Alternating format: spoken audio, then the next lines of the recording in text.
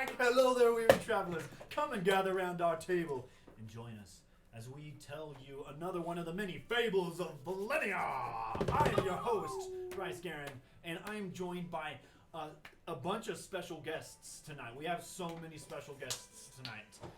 They are the people that have been here the whole time.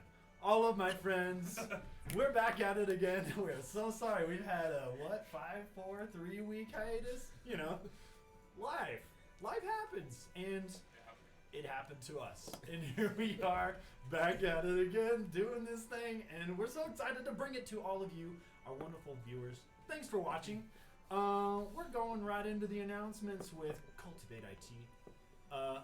Anyone have any inspiring words for Cultivate IT, who they are, what they've done for your life?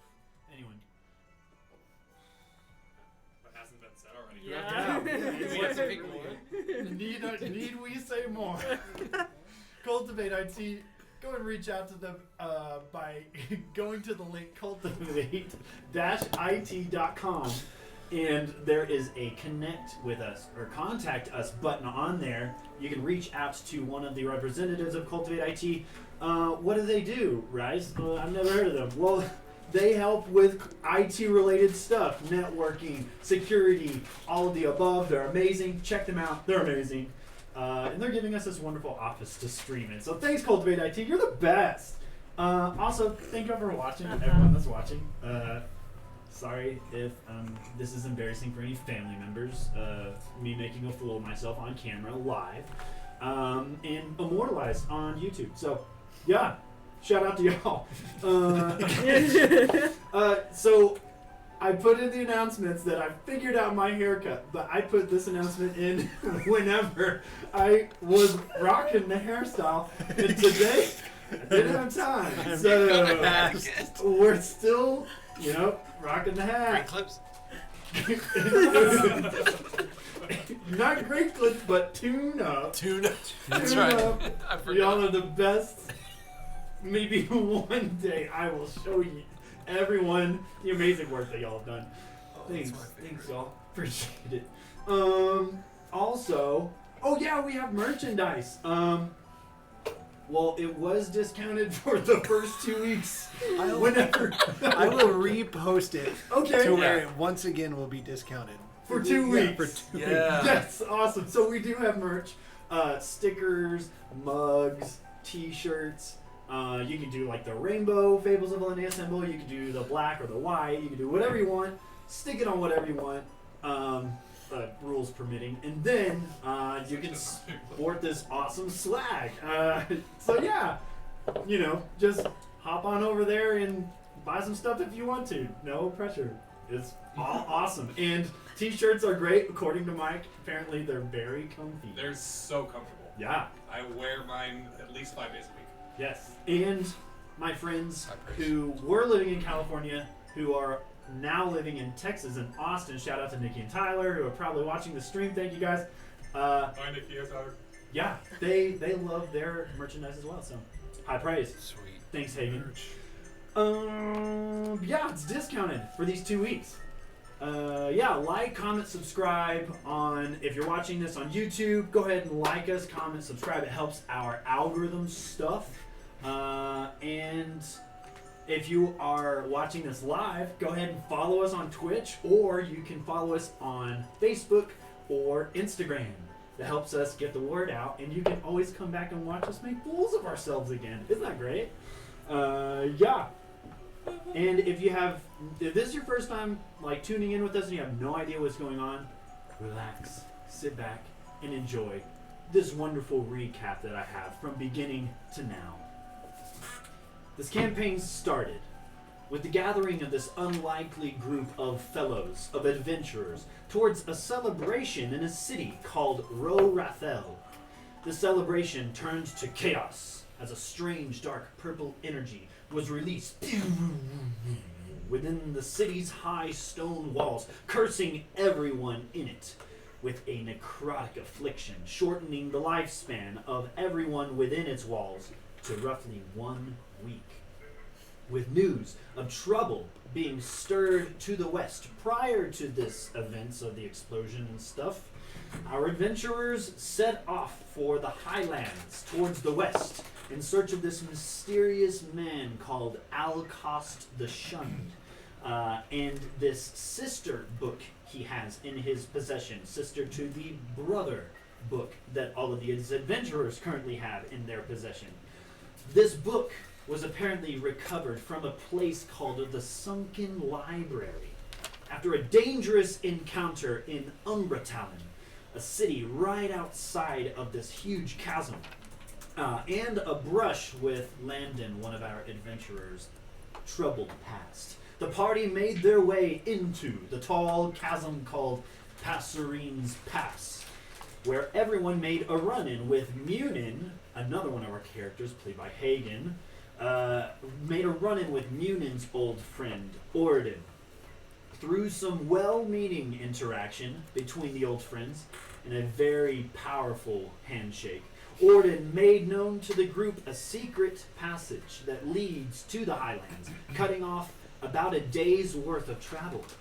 Wanting to save their limited amount of time, the team found this passage blocked off with a stone marked with some inappropriate drawings sprawled across it. They rested inside this cave, finding respite for however brief it may be. And now the morning comes, and we wake. All of you have finished your long rest. All of you regained your spell slots, and you can prepare any new spells if you would like to do so. Make sure you have all of you adventurers that are keeping track of ammunition. You check the quiver that are holding all of your arrows, the bullets that are being held in your bullet pouch, and strap up, and you get ready to set off. Where would you all like to go? Down the tunnel. That's. I go deeper into the Down the tunnel. You think so? Like Yeah. Here, let me. We are right here. Oh, there we go. Yeah.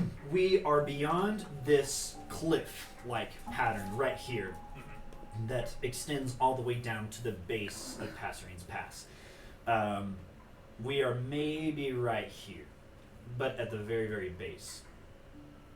And the cave that all of you are currently making rest in, towards the entrance of this cave, you can see that the sunlight is streaming through. The very limited amount of sunlight that is reaching from the top of Passerine's Pass down to its base and into this cave area. So really, I mean, the only way that we can go is like backwards towards the entrance or forward, right? Like that's pretty much our choices. You And I'm betcha. gonna put my goggles and night on, and I'm gonna kind of just start exploring and having Fox come with me to, just like start sniffing out for danger and stuff like that. Okay, sounds good. So Landon leading the pack with his trusty sidekick Fox, who is a wolf. For those that have not tuned in, Fox is named Fox, but Fox is a wolf. And I'm just clearing that up in my brain. That's more for me than for you viewers. Is traveling down, leading the pack. If anyone else would like to follow after Landon, they can. Anyone wants to stay behind, they can. I would just like to ask if anybody has a light source, because I think everybody except for me has dark vision, and That is a fact. Yes. I have an explorer's pack if you would like my lantern or torch, whatever it is. that would be wonderful. Okay. I have Okay. a potion of healing. Okay. If I trip and fall, I will remember. Yeah. I'll give you one of my torches. Go, buddy. Thanks. Yawn, bird yawn, because it's morning. Do birds yawn? I think it's cock-a-doodle doo, right? Yeah. Is that a bird? Yeah. Can we backtrack a little I bit? know about And birds. I wake everybody up with a Smiling. it's like Yeah, we can backtrack a little bit. I don't know if I actually want to do that. Oh, okay. I'm debating. No. Well, I mean, if you are debating while everyone, Munin is sitting over on the side of the cave, as everyone is packing up their stuff and prepping, is wondering if he should wake everyone up. I'm gonna roll to see how good of a squawk it is. It's Go ahead and roll. Straight roll. it's a 7. So it's just like a. Everyone just hears kind of a furball hurling noise come from Munin. Oh! From Munin's direction. Not necessarily sure if it was Munin or not. What? Was that you? I'm You picturing didn't- like the Puss in Boots, like. He's trying to. You know how like owls have owl pellets? Are you an owl?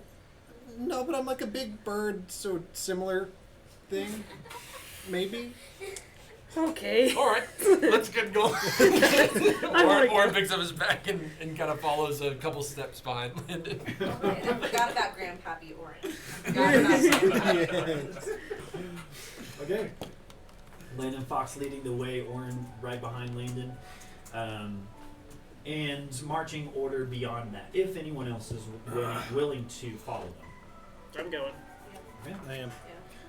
What is the marching order that all I of would you like would to like to be take? pleasantly fourth. Pleasantly fourth. I love pleasantly I'll be fourth. mentally third. Yes.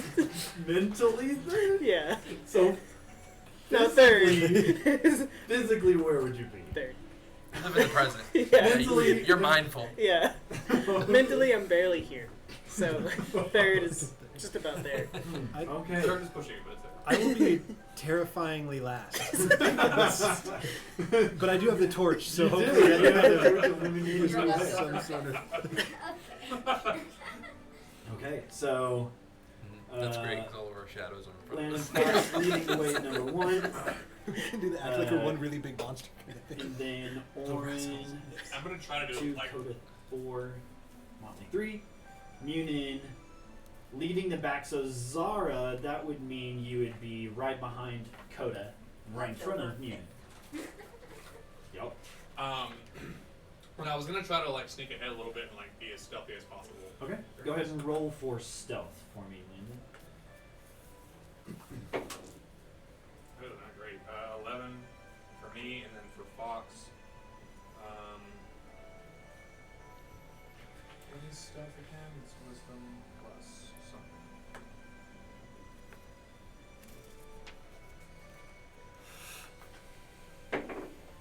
Fox gets a 17. 17. Okay. Fox, the natural patting of Fox's paws against this wet stone, or this wet hard stone underneath you seems to absorb most of the sound, but your footfall using your shoes, there's still a slight scuffle. There's a scuffing noise that happens as you're walking, but not loud enough to be noticeable if anyone isn't paying attention. Heading down this pathway, you're seeing that the cave sort of winds and bends, and then you come. Fox stops. And you can see that Fox kind of looks down at a downward angle, and as you get closer to Fox halting, you can see that there are steps that descend downwards, maybe 20 feet.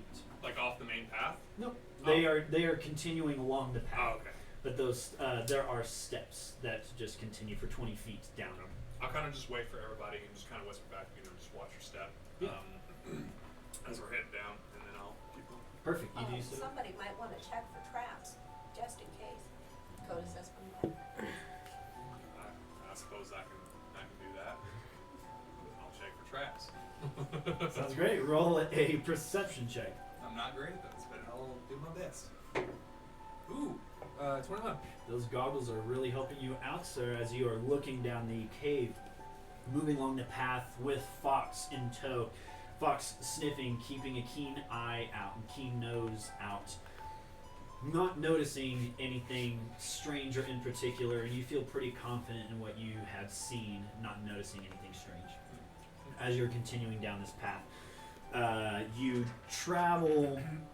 All of you are traveling for quite a ways. You are maybe reaching about 150 to 200 feet into this cave. It is still dark. The only set of downward slope you've seen are those steps at the that you previously ran into, and you are now seeing what appeared to be purposeful digging, excavating of the earth to what appears to be the end of this natural cave. And you can see that there are posts and rails that are holding up the interior of this cave, and you can see that there are mine tracks that are continuing in this dug out section of the end of the natural cave. Well, there's nothing down here. We can go back, right? We don't gotta go into the cave. Spooky. Okay. Is there mine I'm carts? imagining your Do whoosh we get just to ride echoing in them? the cave. Mine carts? Is there mine carts? You do not see any mine carts in there. It's just That'd been cool. We have to find a minecart. yeah, we gotta find the mine cart. But there's like nothing else around. It's just cave at this point. Yeah. You can see that, yeah, it's just the tunnel continuation, the tracks on the ground. The cave, the natural cave, the flooring was maybe about 10 feet wide, maybe even 15 feet wide where it ebbs and flows. And you can see that this tunnel that is being dug is about 5 feet wide. So it's pretty tight, but the height of the tunnel is maybe about 6 feet tall. So Is there anything to indicate that it would have been made by dwarves?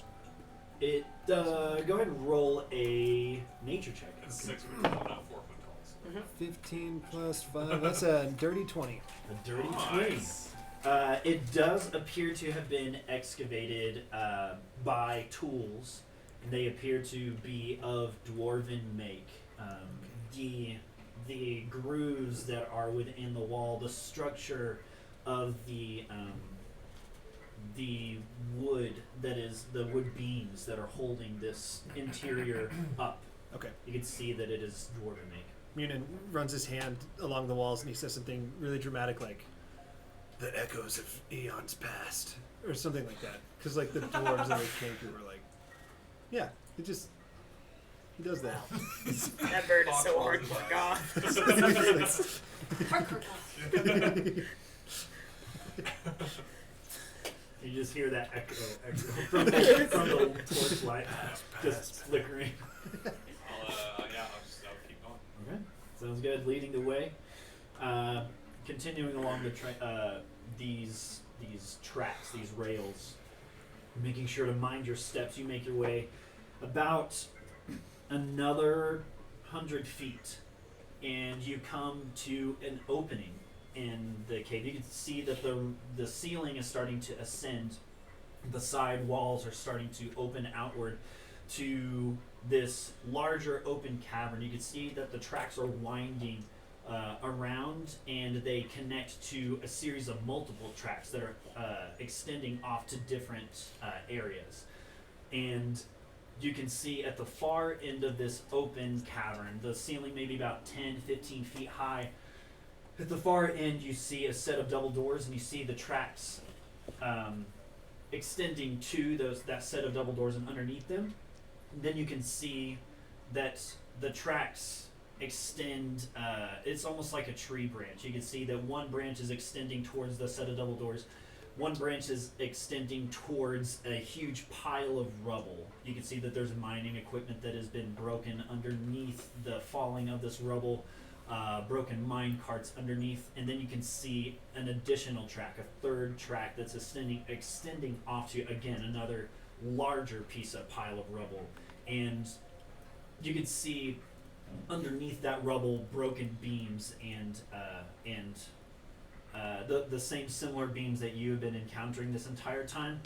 It seems as though these were passageways that are broken down. Can I do like an investigation check or something to see if I can find anything that might have been like dropped, like gems or jewels or anything like that? Sure. Rubble? Yeah. Which pile would you look at? Or would you like to look at? The east or western? Left or right? Which one is the bigger one? The one that is bigger is off towards your right. A little bit further away, but Is it the eastern one? eastern one. It's to your right. Yeah. Yeah. Yeah, let's look at that one. Okay. As you're walking over, you can see that there are levers that are levers. However you would like to say Levers. Lever. You can see that there are two that seem to be mechanically operate the tracks that are below, making the cart move in different directions. You're passing by them. To your as the pile is in front of you, to your right, you can see that the cave wall is starting to extend further out towards your right.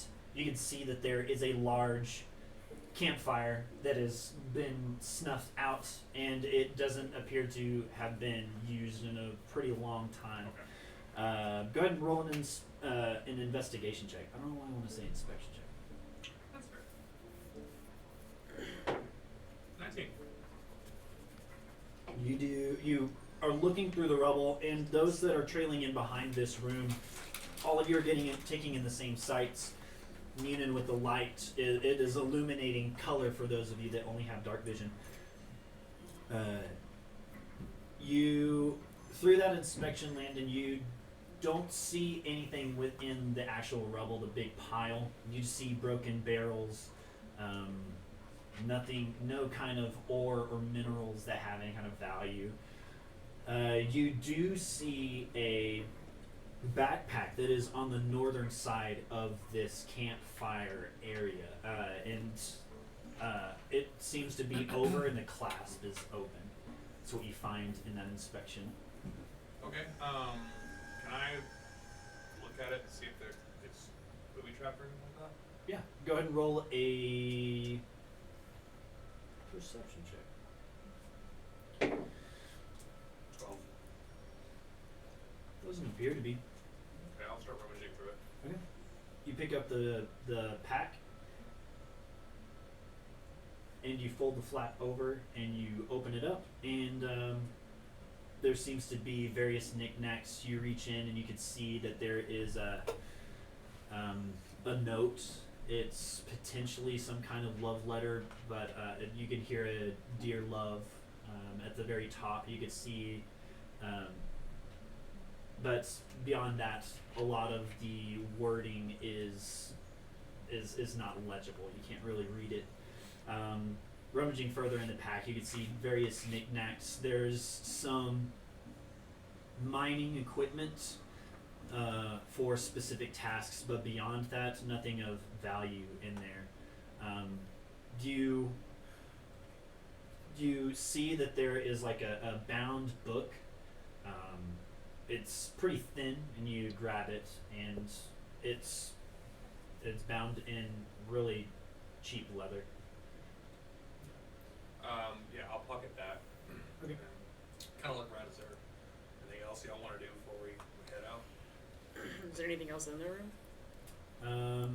No, you don't notice anything other than the two piles of rubble, and the tracks that lead to those rubble, and then the final track leading to a set of double doors. Is there a minecart in this room? You don't see. You do see mine carts, yeah, that are underneath the rubble and broken. Oh. You can try to fix it. Can I? I want to go over to the nearest pile room that I suspect a minecart is underneath. Okay. And I'd like to cast a cantrip Mold Earth, Okay. which says that if there's a 5-foot 5 by 5. square, Mm-hmm. of loose earth, I can excavate it You can. and move it along the ground. So, want to kind of excavate that pile, Okay. trying to remove the dirt from Sure. the equipment underneath. Yeah. And Zara, seeing, you can see that Orin is preparing this spell, and it is very similar, almost mimics your druidic experience of being able to mold earth as well. But you see Orin step up to this mold earth, and you can see that he is starting to excavate this earth, becoming almost one with it, moving with the earth as he lifts it up out of the mine cart and then slams it back down onto the ground. You can see that he's almost like shoveling it out of this cart. The cart sort of rocks and then falls down on its side, and you can see that there's a big tear in the side of it. Some of the wheels are kind of bent underneath themselves, but it is excavated out of the ground. Okay. One step closer. I have the cantrip mending as well. Okay. So We're all about to Check the description of that. yeah, the Really spell quick. repairs a single break or tear in an object I touch. 2 halves of a broken key, a torn cloak, or leaking wine, as long as the break or tear is no larger than 1 foot. So this tear is larger than 1 It's foot. 13 inches exactly. It's exactly 12 and a half inches. Unfortunate. Well, yeah, I guess I guess I try to use the cantrip on it. Okay. Anyway. Yeah. Mending. So you cast that cantrip, that mending cantrip, and you can see that those 2 metal pieces, they're maybe about this. It's this size right here, and it just holds open. Aren't you supposed to be good with the whole metal stuff?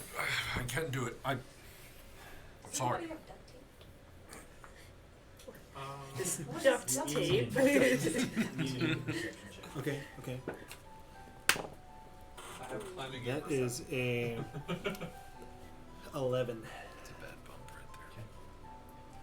Get that bump out of here.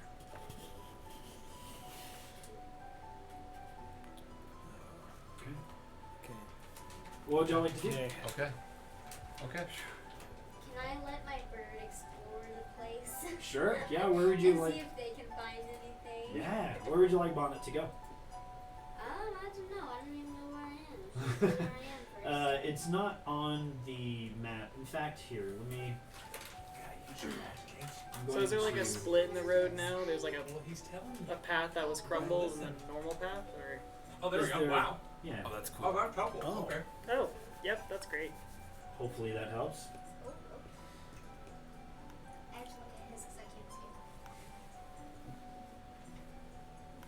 it. It's dark for me. I need to give myself No. a So this is. Let's see. torch or something. Oh, can you do that? That's where we could go. These are the 2. Or does Rice have to do that? Let's see. Features, inventory. Oh, features. While they're kind of looking around, I'm gonna go ahead and just kind of sneak on, just to like scout and dance as quiet Okay. as possible. So you're heading to the double doors, is that correct? Yeah. Okay. That's on the left side of the screen, right? Yes, that is correct. Okay. Okay. As you are heading to those double doors, as you get closer, you can see that there is a darkness, a cloudiness that is emanating outside of the door itself. Very faint. It's almost a hint, almost like it's a fog, per se, that is coming from the edges, the outside edges of the door itself, and along the ground itself. Noonan, go ahead and roll a perception check. Alright. 14. You hear a skittering that is coming from I don't like that word. the Skittering.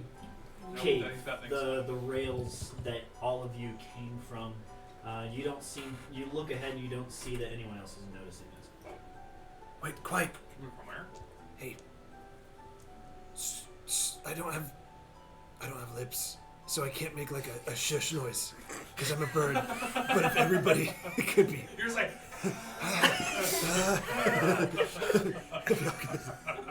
If y'all could just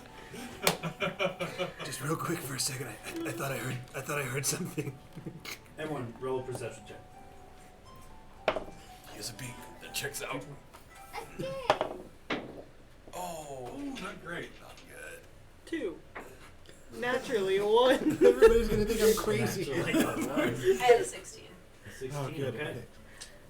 I got a 19. 19. Nice. I have an 8, but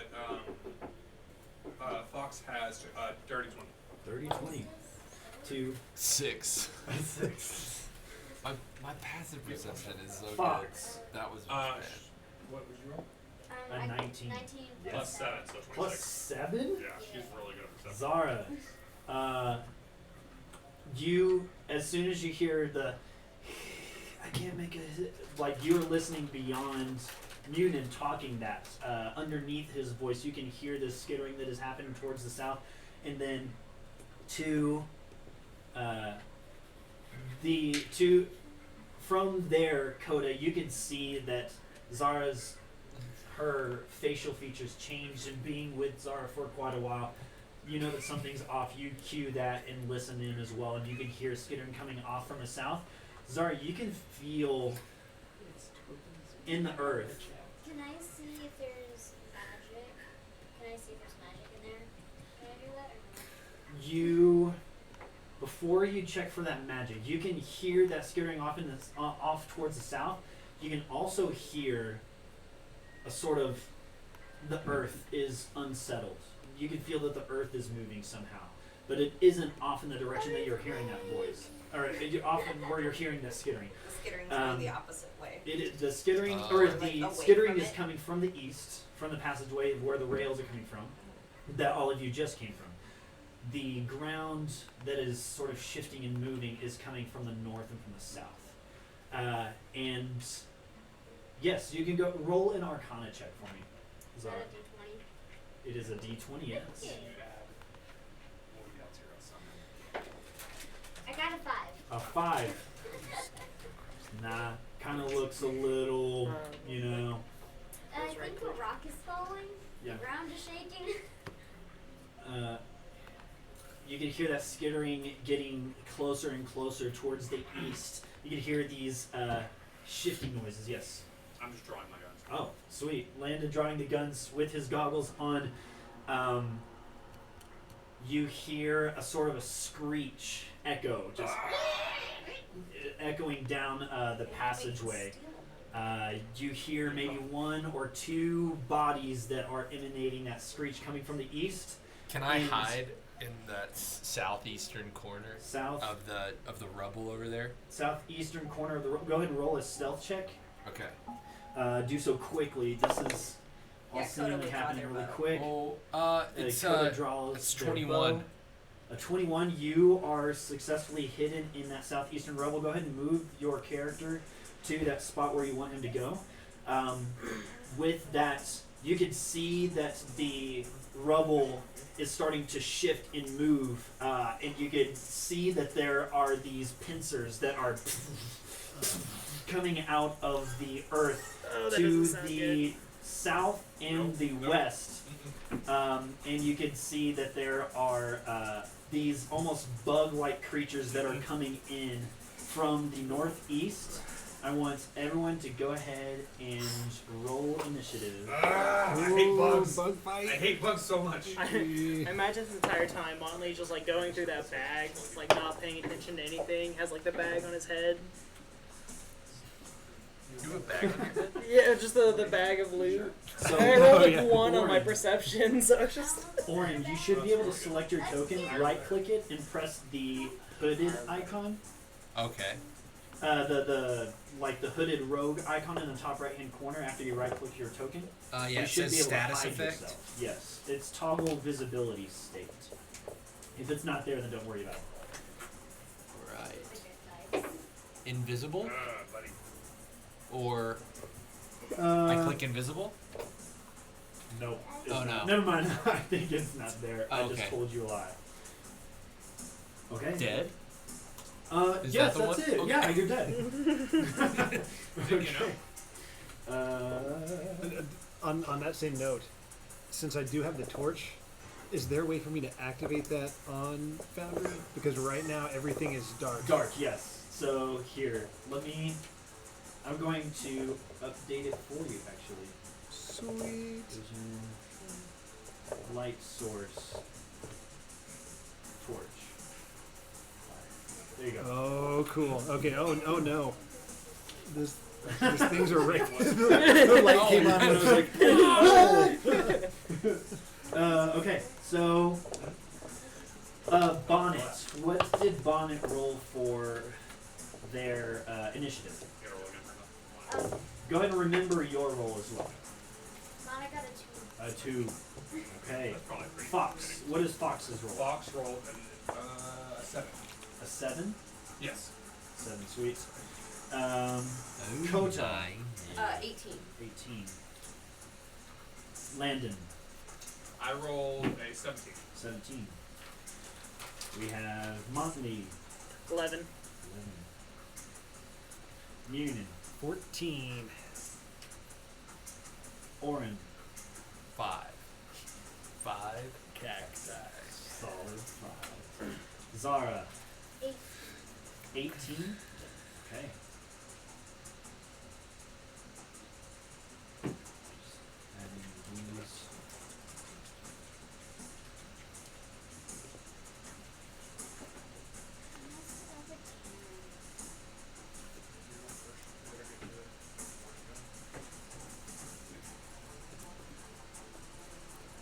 Okay. Combat has begun. Cody, you can see all of these pincer creatures. They come out of the ground. Their necks are long and flesh-like. You can see that there is just these interspersed strands of hair that are really stiff that stick out of the fleshy parts of their body. But you can see that there is an exoskeleton shell that covers their back and almost a piranha-like head with these huge teeth, sharp and jagged, that are emanating out of their mouth, and their tongues slither out of their mouth, and they're ready to attack. What would you like to do? How far back am I from them? You are 10 feet away from one to your southeast. Yeah, we're gonna move backwards away from them. Okay, where would you like to go? Back away from them. Back this way, yeah. So is that where are those more of the bugs? So or you can just see two that there bugs? is a bug here, here, and here, and here, and here. Okay, I will go. I hate that. Straight back, really, like so. To the north? Like there. Okay, so you're hold moving on. here, Yeah. here, and then- here. Perfect. One more up. Oh, yeah, One yeah. more, yeah. Okay. And I forgot there. I know that there's one right by. Who looks like the most endangered? I'm right in the middle. They're everywhere. There's Yeah. there's one right here next to Landon. There is one over here next to Montley. There are two that are coming from here. One is right next to Munin and another one next to Zara.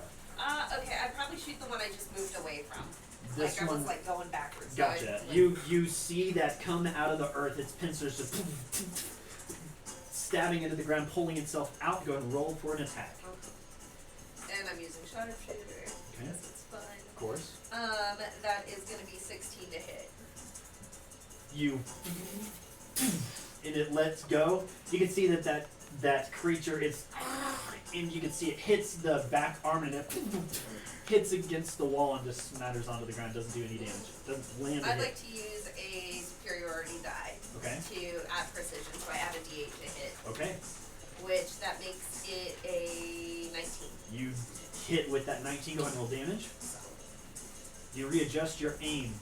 And that is going to be 19 damage. Okay, 19 points of damage. You see that, you see the fleshy bit underneath, and instead of aiming for the top exoskeleton really quick, that quick aim just, it hits right in its sternum, and it lets out a screech as you deal the 19 damage. What do you want to do next? Second attack, I'm going to shoot the same one because of guiding I have advantage Okay, to hit. so your first attack was the hit. The second Well, attack was precision, the... I can add the superiority die to hit. Even knowing if I don't hit it or not with the armor Okay. class, so I can add that. Okay, so that was added to the first attack. Right. Gotcha, okay. Yeah. Sounds so good. now second attack gives me the guiding, so I have advantage to hit it. Alright. And that is going to be 21 to hit. 21 to hit does. And Yeah. and that's going to be another 19 damage. Jeez. Another 19 points of damage to this creature. You hit it right in its mouth, and it slings that mouth back. You can see that there's some liquid that splashes up against the cave wall, and it turns around. You can see that there is this liquid that is emanating from its mouth as it's like... It is in a bloodied state from those two attacks. Okay, and that's it. Okay. Turn order now goes to Zara. I want to do a thunderclap. A thunderclap, okay? Yeah. Alright, so Zara, you are next to Munin, and this bug-like creature with sharp pincer mandibles is on the other side of Munin, so the thunderclap would affect him. Dang.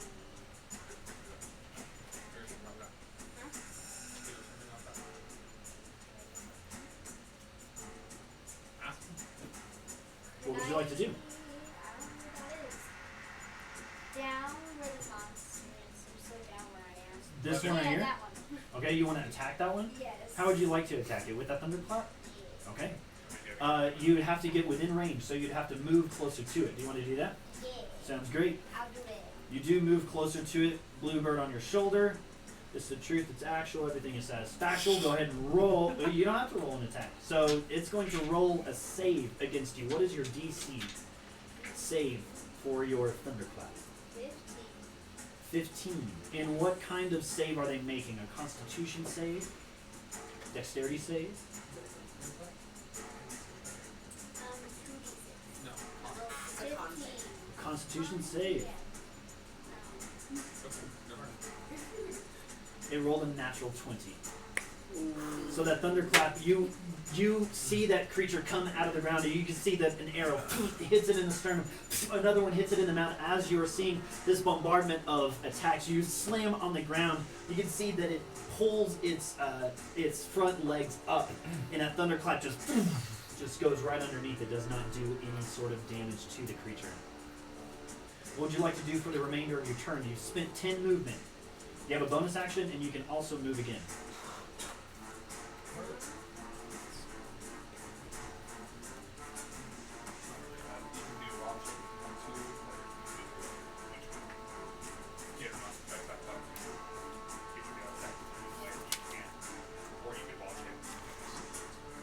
I'm gonna wild shape into something else. What would you like to wild shape into? He has to look it up first. Sure.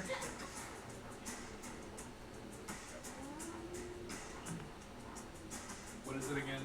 That she can. She starts below the moon. Yeah, so it's a Bear. critical Go or a bear. challenge rating of 2 or under. Yeah. I think she can turn into a bear. Yep. Usually I a bear. believe, I know a direwolf is on that list. I'll do the brown bear. Brown bear. Nice. Yeah. So from that thunder wave, and you can see that it lifts up off the ground, its pincers are coming back down to stand on all 6 of those mandibles. Your form just shifts to that of a bear. Just all your arms shift into that of fur, just matted, covering your entire body and form. And your stature enlarges just to that of a huge, vicious bear beast. Just you're towering high, almost to the same level as this bug-like creature. Now that you're a bear, what do you want to do? You don't have an action or a bonus action anymore, so you can move, and that's about it. Just Okay, you're going to stay there menacing as this bear. Turn order now goes to Landon. I'm gonna see this bear and I'm gonna shoot it. Whoa! What's a bear? Bear in the cave. That's That's where I draw the unbearable. line. I'm going to see Zara get into melee range with this creature, Yeah. and I'm immediately going to start shooting. Okay, you're shooting at the creature. Now, I have a question. I don't know if this is something that a fighter can do or not. Do I get any sort of advantage or anything because... Proximity? No, yeah, because the attention on her, or is that like a rogue thing? That would be a rogue. Okay, cool. Alright, then I will, I'm trying to remember which one. Bonnie is the one, is the shotgun, or is it Clyde? Clyde is the shotgun. Clyde is the shotgun. Okay, thank you. Okay, so then, how far am I from him?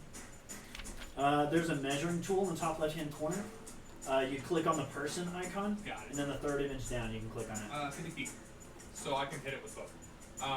Okay, so I'm going to, I'm going to shoot it with Bonnie and Clyde. You're gonna shoot. Great. You're gonna shoot both Bonnie and Clyde. Uh-huh. Sounds Both good. my You, actions. with both of these weapons unholstered, you can see that the Coda has shot twice at this creature. Both Zara slamming on the ground, turning into a bear. You're immediately taking aim and just That first shot, go ahead and which one do you want to shoot first? I'm gonna go with Bonnie first. Go ahead and roll for Bonnie. Let me see something real quick. Do I want to do this? I'm gonna. Sorry, I'm looking at something real quick. No, that's not gonna work. Okay. Yeah, I'm gonna shoot with Bonnie first, Okay. and sharpshooter. Great. Which takes -5 to my roll. Mm-hmm. Q. 18 plus 8 minus 5, so 21 to hit. It hits. Go and roll damage. Okay. 6 points of damage. Six No, points. add 10. Oh, For right. sharpshooting. Yeah. 16. Thank you. Yeah. 16 points of damage. You aim that gun, pulling Clyde up and aiming Bonnie down your sights. You shoot it, and that bullet soars through the air. It cracks. The sound is almost deafening to everyone. It's just a sudden loud crack that is amplified from the echoing of the walls, the hard walls of this cave. And with that clack, you can see a portion of this creature, its neck just completely obliterated. It slams up against the wall and it slicks down that hard cave wall, lifeless on the ground. I'm gonna pretend like I was running when I did that to get Okay. closer. Yeah. And I'm gonna move about 20 feet closer to it. Okay. Not within melee range of little guy there. Okay. And I'm gonna fire Clyde for my second shot. Okay. Also sharpshooter. Sounds good. Go ahead and roll. Ooh, not great. That ain't gonna hit. That's like 6. All right. With that close range, what did you roll for your initial roll itself? 3. A 3. That is considered a misfire with Clyde. Oh, true. I forgot about that. Yes. Oh no! So you're going to have to spend an attack action to try to fix it, and if it is unsuccessful, then it is jammed. As soon as it clicks and it doesn't work, I'll just look at it like, darn it, and I'll just like holster it, and I'll keep Bonnie up. Okay, sounds good. So you do move to the east 2 squares, correct? You Let's move say within attack range? I would say like 20 feet, so like 4 squares, I think. 3, 4. Yeah. Okay. Sounds good. Sounds good.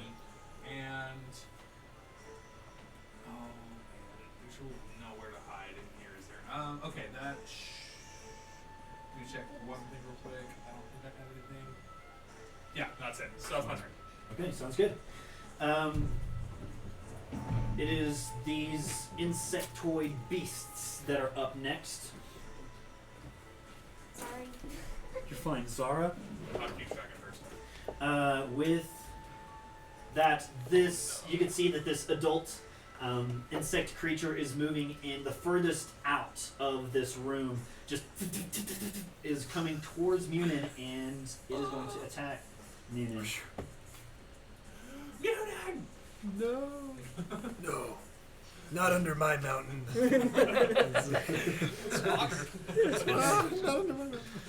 Cockadoodle dog. First attack is a 14 to hit.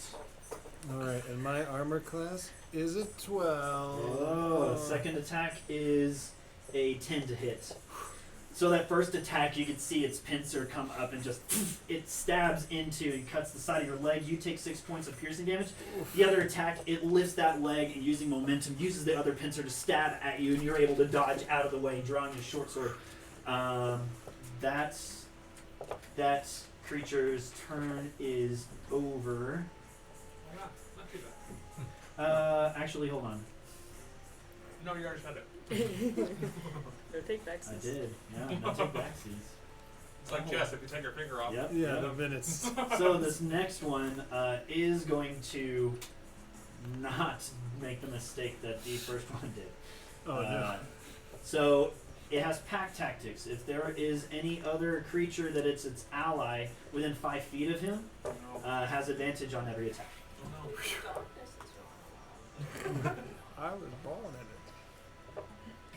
Born in it. On an attack roll. So one attack roll has advantage. Okay. So the first attack roll is with advantage 16 to hit for that first attack. And then for the second attack, it is an 18 to hit. Oh. Ooh. Ow. Okay, and it deals. Oh, there.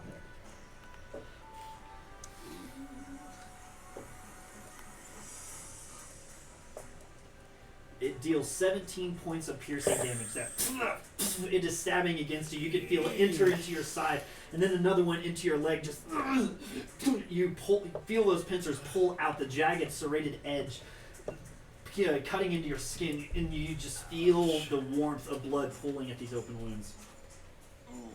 This next attack is coming from I have bandages. this adult Kruthic. You needed a skull. This adult insectoid creature is coming towards Coda and is pulling its pincers up and is attacking. That is a 21, a dirty 21. And then a nat 1. So with that first attack, it does 9 points of piercing damage. It makes a swiping attack at you. Coda, with your attention pulled towards the south at that adult Kruthic, and you can see that it is killed. But it's too late. The other pincer stabs into your side and pulls out, and another pincer is coming towards you. You're able to jump above it and scoot your leg, pushing the momentum of its arm down to where it falls prone onto the ground with that second attack. Wow. Cool. Coda's commentary when they do something. This last insectoid creature is coming towards Landon and is going to make an attack. That is a dirty 24. That is a 14 for the second attack. So 24 is for the first attack, 14 for the second attack. Neither. Not shooting. The second one isn't hit. Second one does not hit. Okay. That you can see that its leg or its tail. It has a pincer tail on its back. It rears itself up and it jabs that pincer towards you and it stabs you in the side and pulls back, and you take 9 points of piercing damage from that attack. And it is attempting to turn itself around and make another quick swiping jab, but you're able to dodge out of the way. You can feel the wind of that tail go right next to your face and pull back, but you miss. It Can I misses. do that Nicolas Cage thing where I'm like dodging, but it's not actually gonna have to even hit? Yes. Yeah. You do so successfully, and those that saw it thought that was cool. And Muni goes next. Okay, so in desperation after just getting obliterated by that thing, I guess I'm gonna try and fight back. Can I drop? I know I had the torch. Can I drop the torch and still That's a benefit free from action, the torchlight? yeah. Okay, so I'll do that, and then I'll go ahead and draw both of my short swords. Okay. And then that one that is directly in front of me there, that's the one I want to go for. I just want to Okay. try to slice it up. Sounds good.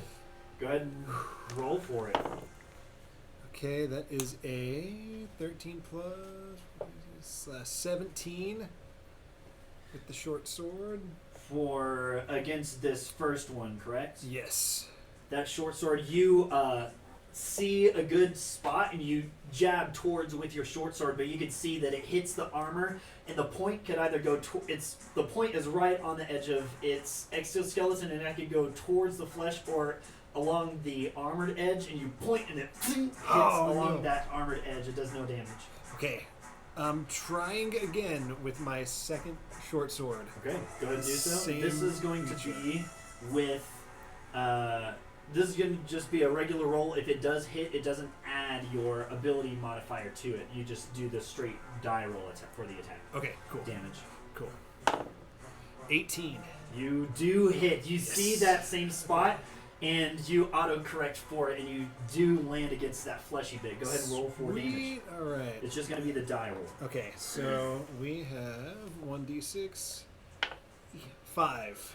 5 points of damage as it stabs into that creature, and you pull down. You can see a little gash that you've made, and it screeches in pain. For that 5 points of damage, anything else you want to do on your turn? Whew. I would provoke an opportunity attack if I tried to skedaddle. Huh? Correct. I think I'm gonna hold it out. I'm gonna be Okay. like, could use a little help over here. You hear that coming from the eastern side of the cave, and everyone turns just a quick glance, however long it is. You can see that Munin is now being approached by two different large insectoid creatures. Motley, it is your go. You're seeing all of this happen around you. Hearing him call out that he needs a little help, I'm gonna change what I'm gonna do. I'm gonna take out a little glass, a little piece of stone Yeah, that I had earlier from the tree. yeah. I'm gonna take it, I'm gonna crack it, and I'm gonna throw it, I'm gonna cast Shatter at Yeah. 3rd level. Nice. Right in the middle of him. Nice.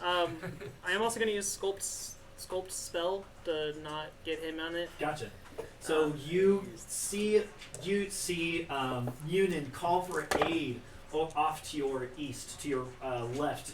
You turn and look. You pull that stone out of your pocket, and you see where he is in where that shadow would happen. You chip that stone, pull that piece away, and you throw the stone out towards him, and that stone just almost spreads in a web, exactly the way that it was, but in those individual pieces. And it, everyone can hear this loud shattering sound come from that northeastern side. Munin, you are bracing for the impact, but you do not hear that sound. It seems to almost go around you completely. Constitution save. How? What's the DC? 14. Fail. Succeed. So the first one, the one that is closest to you, fails. The one that is furthest away from you succeeds. Go ahead and roll for damage. 25. 25 total for the first creature. And then If the creatures are somehow made of stone, crystal, or metal, it has disadvantage. neither of them I think, are but you in know. those ways. Half of 25 is going to be 13 rounded up. Yeah, 13. Thank you.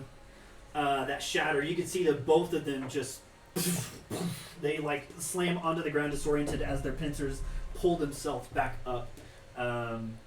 They're like looking around to see, is there any kind of disadvantage that they receive if they fail? No. Okay. That is the, what would you like to do for the rest of your turn? I'm just gonna stay right here, ready to be a little turret. If Okay, anyone yeah, a needs little help. sentry Nice. action. Got it. Sweet. So Mon, that is the end of your turn. Fox's turn is now up. Wow. Orin, you are on deck. I have a question. Yes. Do you remember, because I don't, if we filled his armor full of health potions or I believe 2 health potions were placed in the pack. Okay, I knew we did. I thought we did some, but I couldn't remember for sure. How are you looking? 14. Okay, Fox is gonna Less than half. sprint Okay. towards Munin. Sprint. Fox uses that sprint action, He has 40 feet of movement. 40 feet, so easily able to make it over to the other side. Using that dash action, you get Munin as all of these things are happening. That shatter happens, and it Fox's fur kind of pushes up against his form from the blast of that shatter. That sound, it makes a forceful impact against him. He shies away and then rushes up towards Munin. Those glass vials, you can see that they're packed tight in that leather armor to either side of Fox. You can see that the vials are flowing with that crimson liquid inside. Could he possibly grab one and then shove it into his hand? He wouldn't be able to, not with the fact that he spent his action to dash. Okay.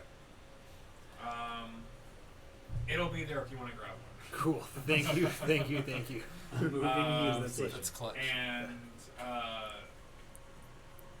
can you Just- move him over? Just so everyone is aware, healing potions are considered actions, a full action, to uncork it and drink it. It is I not thought a it was a bonus bonus. action or a free action. Okay. Well, That is just for future reference. Yeah. Before we get into that. okay.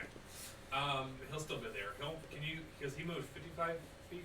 He moved 55 feet, yes. Can you move him over one more behind, directly behind? Directly behind the And unit? I'm gonna have him cower down and get as Gotcha. low as possible. I don't know Almost if that like does- take cover behind you. Yeah. Gotcha. Yeah. Okay, and that should be his turn. All right. Orin, seeing Fox run over, that shatter happening, one of these bug-like creatures dying. You're currently hidden. What do you want to do? I really want to help Coda out. Okay. So, I want to get within 30 feet of me. Okay. So that I can use that help bonus action. Okay. And I want to kind of make that help action a side effect of my dart attack. Okay. So I'll go ahead and risk since I'll get sneak attack anyway. Yeah. Since they're already Being within engaged. 5 feet. I will move. I think if I move right there, Yeah, you're within if 30 I move feet. right here, Yeah. then I can. Yeah. So. You do so. You move out of that cover out into the open. You aim that dart over, and with that, you make a quick whistle off in the direction of that creature that is currently prone. This is a prone creature, and you're shooting at range, so this will be a disadvantage. But if it lands, you do get your sneak attack. Okay. And you will still get the help action given to Coda regardless. Oh man. Well, prone. You're a ranged attacker.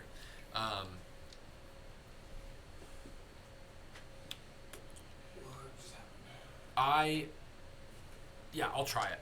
Okay. I'll attack with disadvantage. Go and roll. It's gonna be 13. 13. That dart. You could feel the air jettisoning behind one of the darts, and you release that lever, and it shoots out of one of the finger holes, and it arcs across. But you can see that dart just hits that stone earth, and it just flips over and cling, cling, cling, skitters behind it. It does not hit, but that creature's attention is pulled up, looking off in your direction. Okay. And bonus action to help. I think that's my turn. Okay. Orn, with that turn done, Bonnet has a turn if Bonnet would like to move. Bonnet is currently perched on your shoulder, is currently flapping above you and your bear form. It's going, oh my god! This is crazy. Can I make it go over to one of the rubble piles? To one of the rubble piles? Which one do you want it to go to? This one was supposed to go this way. I don't know if you can get that. Let's see. That's 50 feet. And Bonnet has 30 feet of movement. It wouldn't be able to reach that pile. Down. Okay. Yeah. I don't know how to say that. Alright. Down is where Bonnet goes. Flying over out of the way, flying above that dead insectoid creature, and perching itself on top of the pile of rubble about 10 feet, about 5 feet, 10 feet up in the air.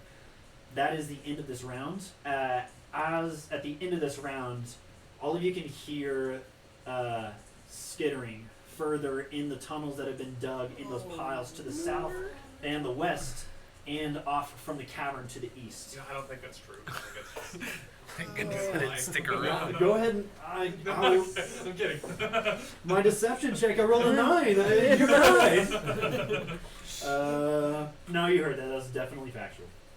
Everything is satisfactual. We're going to Coda's turn. We're starting us So, out. there's So one like zippity prone doo. right next to me.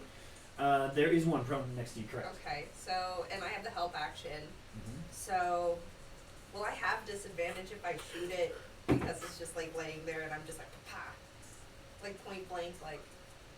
But help. Or could you just like grab it and just... You would have it would cancel out. With the help, you have advantage. With it being within 5 feet, you have disadvantage. Both of them cancel But out. I have sharpshooter to ignore disadvantage, or that 5 foot thing, right? And then sharpshooter ignores it. That'd be cool. It ignores something. It might just ignore cover. Let us check. Well, please. Sharpshooter, attacking at long range, doesn't impose disadvantage on Oh, your that's ranged just- attacks. Ranged attacks ignore half cover. Before you make an attack with a range you're proficient, it doesn't show anything about 5 feet. Oh, okay. It just avoids the disadvantage. Correct. inflicted If by it Take a is step an back. extra long shot. If it's prone, does it get an opportunity attack? It does at disadvantage. It can still lunge at you. But it's still prone, so I would still have disadvantage, right? correct. Okay. I will just leave it there and shoot at a different one then. Okay. Leaving that thing sprawled out beneath you, you Um, aim at which Yeah, creature? I'll try to save Noonan. Okay. At the one that's Thank attacking you. me. All right. So the one that is directly to the north of Munin, or the Yeah. one to the northeast? Great. Yeah. Sounds good. Go ahead and roll an attack. Okay. With advantage. Yes. Right. It would have half cover, but your sharpshooter ignores it. Okay. That is going to be a 19 to hit, It does hit. Go ahead and roll damage. and that's 18 damage. 18 points of damage. Nice. That arrow seems to make it skids off, almost glides off of the rock wall. A little piece of the rock chips off, but it doesn't inhibit the arrow. As it flies forth and hits its mark true, it's the dead body of this creature slumps on its brethren behind it and just sloughs down off of the other creature's body and just falls down onto the floor dead. Okay. Which one was that? The one that is directly in front of Munin. Is there another one over there? Or There is he is. okay? There's one right behind it. You Oh. see that figure as it falls down. Another one. Okay, then I'll shoot at that one. Okay, you do. Go and roll attack. Ooh, yay. Because I didn't have advantage on that one, but it was a 19, so 23 to hit. All right. You do hit. Go ahead and roll damage. 16 damage. 16 points of damage to That's that good for guy. all five. All right, another arrow hitting all of the weak spots on all of these creatures. It's looking bloodied. Anyone that does look at that creature can see it. What would you like to do the rest of your turn, Coda? I'm trying to decide if I want to use bonus action to snipe it if it's bloody. Yeah, why not? Okay. I'll use a bonus action and Go I'll ahead. try to snipe it. That is going to be 18 to hit. It does hit. Go and roll damage. No, it's max damage. Yes, 21 damage. 21 damage to that creature. Another hit. It falls down onto the ground dead. I got you muted. Oh, thanks. And then there's like Dang. the thing. It's all like, yeah. All right, what would you like to do with the rest of your turn? That's it. Okay. Turn order now goes to Zara in your bear form. What would you like to do? I would like to go and fight. The one right next to Coda. Right here? Mm-hmm. All right. In that bear form, just coming up to that creature on the ground. What do you do? I want to do a multi-attack. A multi-attack. Okay. So you're going to attack twice. Go ahead and roll for your first attack to hit. Bite or claw first? A claw Plus attack. 5 to your roll. You have advantage because it is prone. Oh, roll again. Roll again. No, that's back. So 14. No, 14. 14. 14 misses your claw attack. As you're coming up, you just on your hind legs and try to slam down and misses the creature. Negative. Bad attack. Okay, roll again. No. Plus 5. 5. 19. The 19 does hit. Just you pull your claw up. It rakes against the hard stone underneath, and it catches on the creature. And you claw up. Go and roll a damage. 7. 7 points of damage to that creature as it is on the ground. It screeches as it is lying there, trying to pull itself up. Zara, what would you like to do the rest of your turn? That's it. Okay, it is now moving on to Landon. Yeah, how... There's 2 left, right? There are 2 left currently. You can hear the sound of more approaching.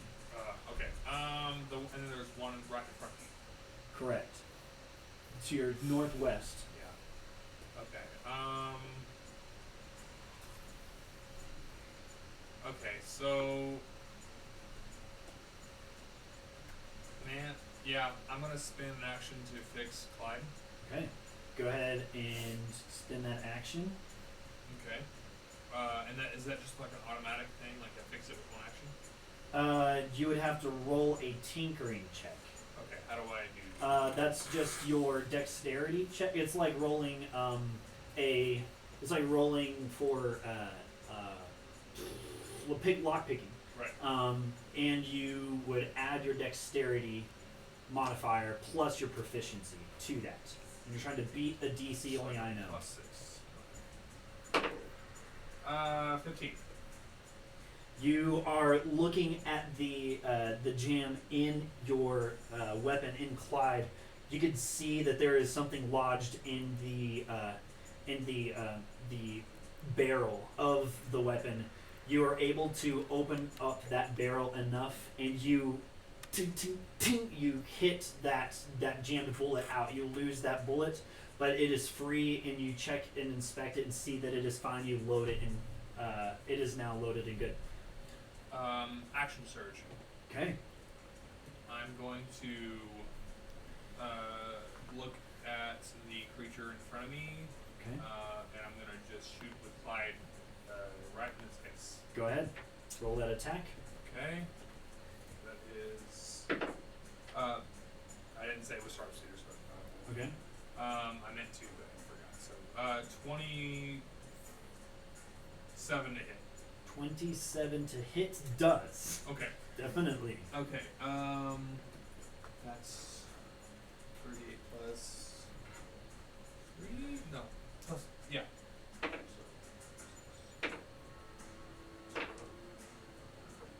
13 points of damage. Okay. And then I'll. Sorry, Go ahead. I was gonna say, and then I'll. How's it look? A huge crack sound happens on this creature. It doesn't appear to be bloodied. It seems like a lot of the shrapnel was hit on the shell and it absorbed it, but that shell cracked and punched into the creature, dealing a good bit of damage, but it doesn't appear to be in a bloodied state yet. Okay. Then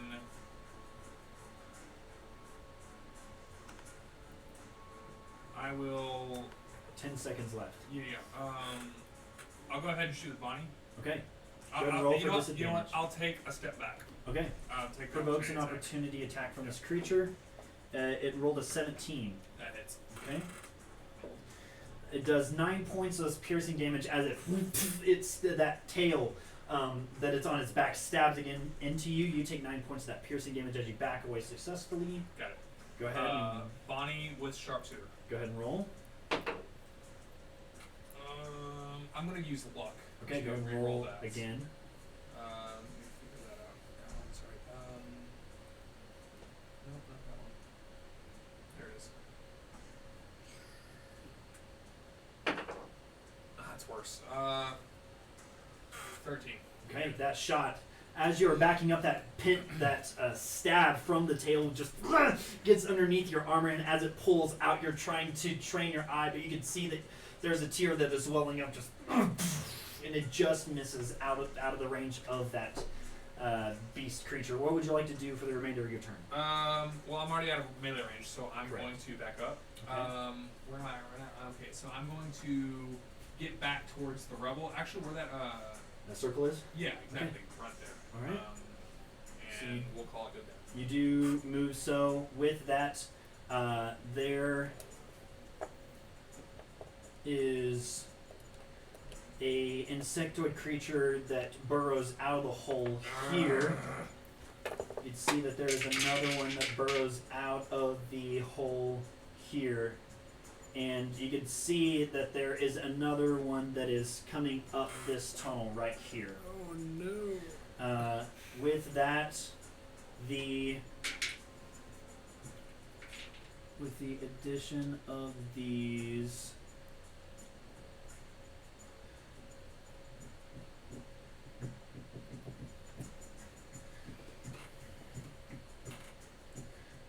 the first one that is prone uses half of his movement to stand. With that, it is going to attack at. It is going to attack at Zara. Zara being the one that just attacked at it. Zara, you have. It rolled a 12. What is your AC? I'm looking right now. Because it's not on that. It's oh dang it! I closed it out and I meant to tap on it. Sorry, give me a second. Roger. There we go. AC is 11. Okay. So it lands the first attack with a 12. The second attack is another 12. So it lands that second attack as it is going to roll damage. That is 11 points of damage as it pierces into you, Zara. Just like, it stabs into you. This other adult insectoid creature is coming towards you. Seeing that you are being attacked, Zara, it is going to attack. And it has advantage because it is near its friends. Oh, The first it's attack bad. is 14 to hit, and it does. Second attack is a 13 to hit. So it rolls damage for both of those.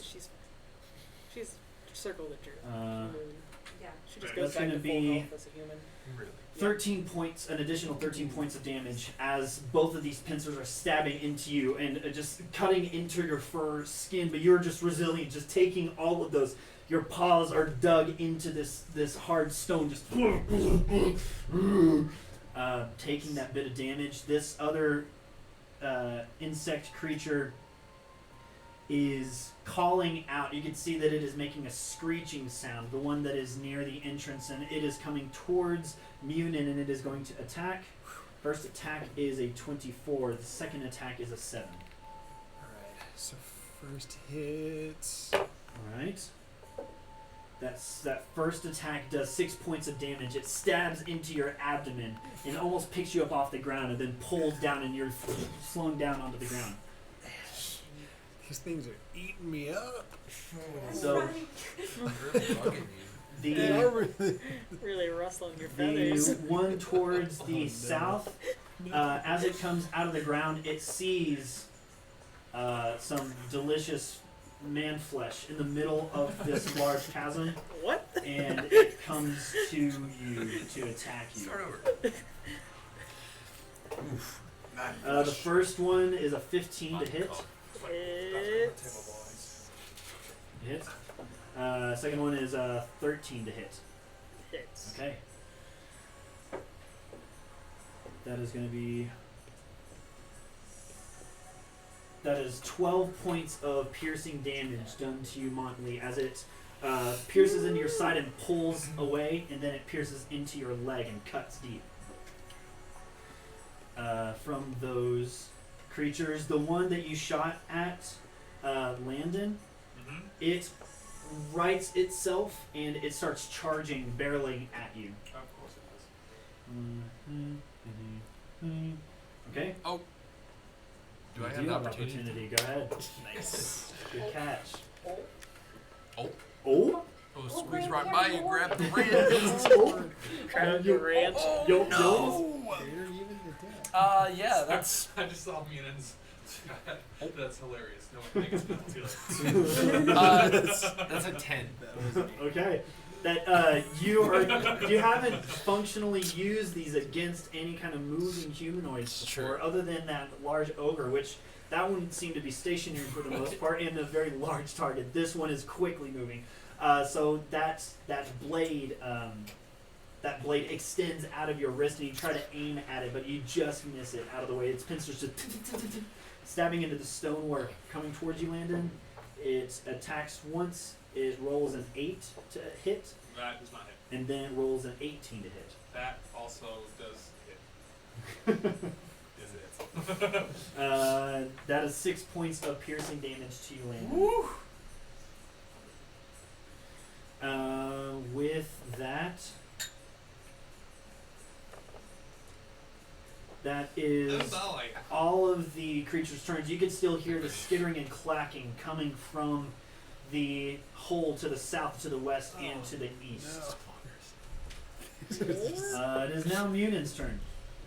Alright, is it in a full action just to snatch a potion, not to quaff one? It's a full action to drink it, but to obtain it from Fox, it would not take your full action. Okay, so I'm gonna go ahead and obtain it from Fox, Okay. but not drink it. Okay.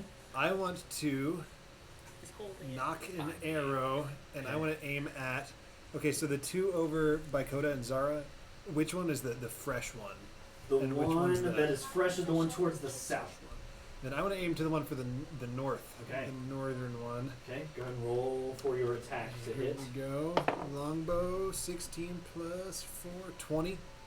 20 to hit does. Go ahead and roll damage. And then I'm rolling damage for the longbow, and then I also have where'd it go? There it is. Colossus Slayer. Once per turn, if I hit a creature with a weapon attack, the creature takes an extra D8 of damage if it's below its HP maximum. It is. Cool. So go ahead and roll for that Colossus damage as well. 4. It's a nice So feat. 7 damage. Okay. Not wonderful, but hey, Yeah. you know, it's So 7 points of damage. 7 points of damage. Gotcha. That longbow, you knock the arrow in the string, and you're fighting against all of the pain from all of the incisions that you have across the surface of your feathery skin. Just you can hear it, knowing that hit mark, that arrow made its mark. Yes. What would you like to do with the rest of your turn? Whew. Oh, cry. You take the cry action. Or very rarely take an action, but it does exist. Anything else for the rest of your turn? Difficult to read from your tears. You're out of cry action. Sad. Nothing else. No. All right. It is now Motley's turn. Monley, I'm going to use my Goblin ability to take Disengage as a bonus action. You do so successfully. And go over here to this rubble that I can't The adult insectoid creature tries to make a clawed attack using its reaction to try to hit you, but you definitely move away. Using that action, just woo! Then I'm going to cast Scorching Ray at 3rd level on all 4 of these that I can see. Nice. Yes. Okay, so Yes. you go ahead and move yourself to the position you want to be. Can I move? I think you can. How do you move? Click and I drag. think you have to do when you're It's possible, selected or on the just box. arrow keys after you select your token. If it ain't working, that's probably my fault. Oh, there. There it goes. Motley on the move. 5, that's 25, that's 30 feet right there. 30 feet? Okay, that works. And then, yeah, at each of these that I can see, there's kind of 4 in a row. Bam, bam, bam. Go ahead and roll for, you're going to roll an attack individually for each one of these. Okay. So the first one, the one on the It's north, 15. 15, just misses, 9. just misses. Jeez. All these are going to miss. 13. Just misses. 14. Just misses. The scorching ray, as you disengage away, your attention still trained on this creature that was trying to claw and attack you. Looking around, seeing the survey of beasts that are mauling your adventure mates. You trying to launch that scorching ray simultaneously. All of them just hitting the sides of the walls. You could hear a shifting of earth. You could see that the corners of the ceiling are starting to crumble at the edges, and everyone can feel this sort of shifting of the earth off in the direction that these scorching rays hit, in the skittering of all of these beasts coming from the distance. Motley, what would you like to do with the remainder of your turn? I think it's time we get out of here. Yeah, we need to leave. You hear that just over all of the and then just the yeah, we need to leave. Hearing that echoing through this open chasm. Fox, you're up, or you're on deck. Okay, so Fox is. Okay, so I'm just making sure I got this right. There's one person within Munion's melee range, or not person, one monster within melee range of Correct. Munin. That's up, right? Correct. So, Fox, having known that he's done his job, Yes. he's gonna attack the other monster. Okay, the one that is to the northeast of Yes. Munin. Okay. Gonna have to get within range, so Fox will have to move to the northeast. That's fine. Okay, does so successfully. Go ahead and roll for an attack. Let's go to hit, so it's a bite attack. 21 hit. 20 No, sorry, does- 20 to hit. 20 to hit. Does do so successfully. Gonna roll damage. So, wait.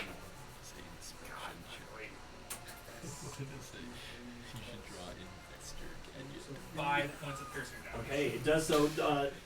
You see that Fox, after Munin takes that flask from Fox's side. Fox looks up at that creature and bares its fangs, seeing that it is towering over Fox. Fox is not afraid, and just its claws digging, scratching against that stone earth, just clamps onto its leg. He's That not letting creature- go, by the way. Like, Yeah. He's staying. Yeah, the creature pulls its mandible, sharp mandible up, just trying to pull the tight grip that it has, that Fox has on its leg, but Fox is not letting go and just like it just stamps on the ground and tries to pull at its leg, keeping it locked in place, not allowing that creature to move.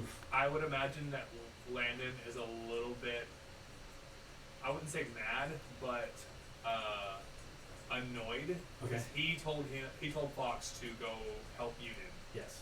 and Fox Decided did more to. because Yes. it was hurting his friend. Right. So Okay. I'll allow that. Yeah. Fox for Orin, win. you are up. Unless Fox wants to do anything else for the remainder of no, that's great. Okay. That's it. Munin, you're up. What would you like to do? Orin. Sorry. Okay. Well, imagine I kind of just got turned around, missing on this opportunity attack Yes, of yes. that one. So I'm gonna kind of wheel around and try again. Okay. Run out and try to get a sneak attack Go ahead and on. approach it and roll for that attack. Great. Nice. I'll just stay right there if I'm within Yeah. melee range. Yeah, you are. And then it's just a normal attack roll with my dagger drawn Okay. out of the forearm. Go ahead Okay. and roll for that attack. Ooh! That's a 3 plus. That'll just be what, I guess 9. Yeah. Okay. So That it's- attack. The other hand. It's just Once not again, the working. creature is not even looking at you at this point. It's just kind of like its legs are moving up at just the perfect time to where it is just out of your reach, being short, 6 inches shorter in stature, and you blame that 6 inches.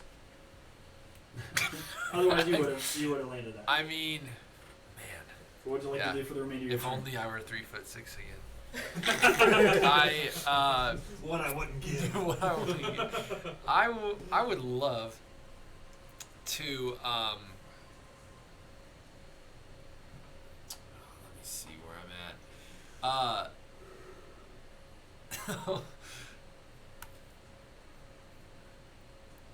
I would really like to realizing that I failed, disengage, take a bonus action and disengage, and run back. I guess I've already run 5 feet.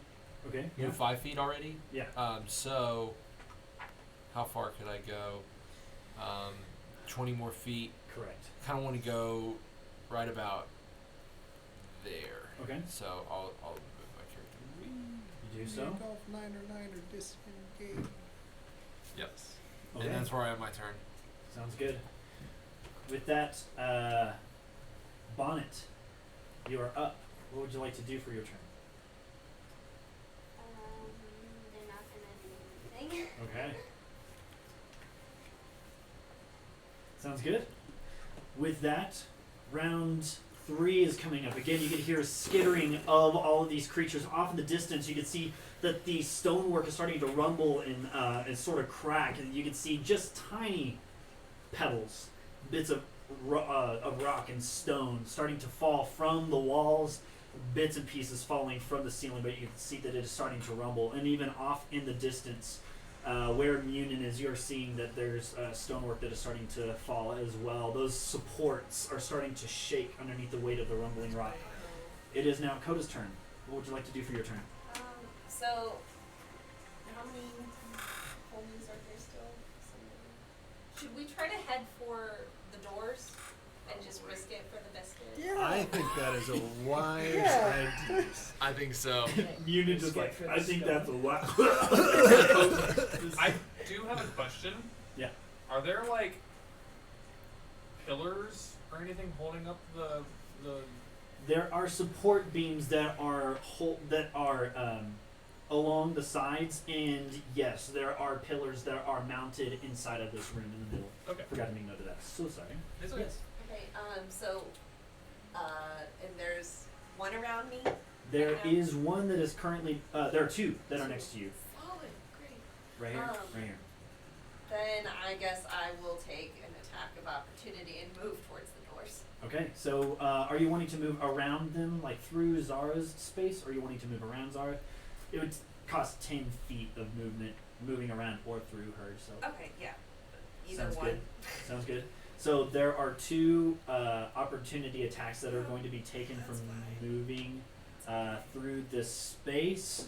The first opportunity attack is a 16, That hits. and then the second opportunity attack is a dirty 20. That also hits. All right. The first attack deals 6 points of piercing damage. The second attack deals 7 points of slashing damage. Okay. That tail, the beast turning around and trying to stab at you does so successfully, and the second one slices at you. But you're successfully away. You have 15 feet of movement currently where you're standing. Then I will keep moving towards the doors. All right. Another 5, 10, 15 feet of movement. You're heading towards the doors. You can see that the doors are sort of foreboding. You can see that there is an increased darkness or mist that is starting to emanate from the edges and on the bottom edge of this door. You can see that it is, both of these doors are metal in make, and there are different runes in some language that is undiscernible to you. But the metal hoops that are hung on the doors are very large, and the doors stand at maybe about 10 feet tall. Okay. And I'm still a little ways back from them. Yes, you're maybe 20 feet away from the doors currently. Okay. That is the rest. That is all of your movement without having spent any kind of actions or bonus Yeah. actions. Okay. I'm trying to decide if I should dash to them and try to gank them open or not, or keep shooting at things to help people get away. Okay. No, Coda would probably shoot and towards where Muted and Fox are Okay. to try and shoot those guys. Sounds good. Coda knocks the arrow on their bow. Go ahead and roll for an attack. Sharpshooter, that's going to be 22 to hit. Does hit. And that is going to be 16 damage. That is a good bit of damage to that creature. It stabs into the creature and it lets out that screech, that clicking screech. Go ahead Still and- alive. It is still alive. I It shoot is it bloodied. again, and I Okay. use guiding since I get advantage. Yes, you do. Away. Ooh, yay, 23 to hit. 23 does. And that is going to be 19 damage. 19 points of damage. Good. That creature, as it is turning its head around, is just that arrow lodges right in its esophagus and just crumples onto the ground dead. Unit and Fox are free from the grip of that creature. Nice. Zara, just so you know, you are on deck. Your turn is about to come up. With that, Coda, is there anything else you want to do with the remainder of your turn?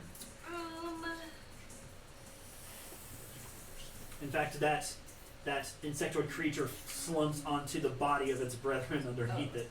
It's just a pile of two of those. There's just a pile creatures. of bodies. Yeah. Does anybody else look like heavily stressed in terms of like monsters on them? Just Zara in her beast shape, and then you can see that there is an insect creature that is on Landon. Those are the only ones that seem to be in dire straits in terms of enemy proximity. Okay.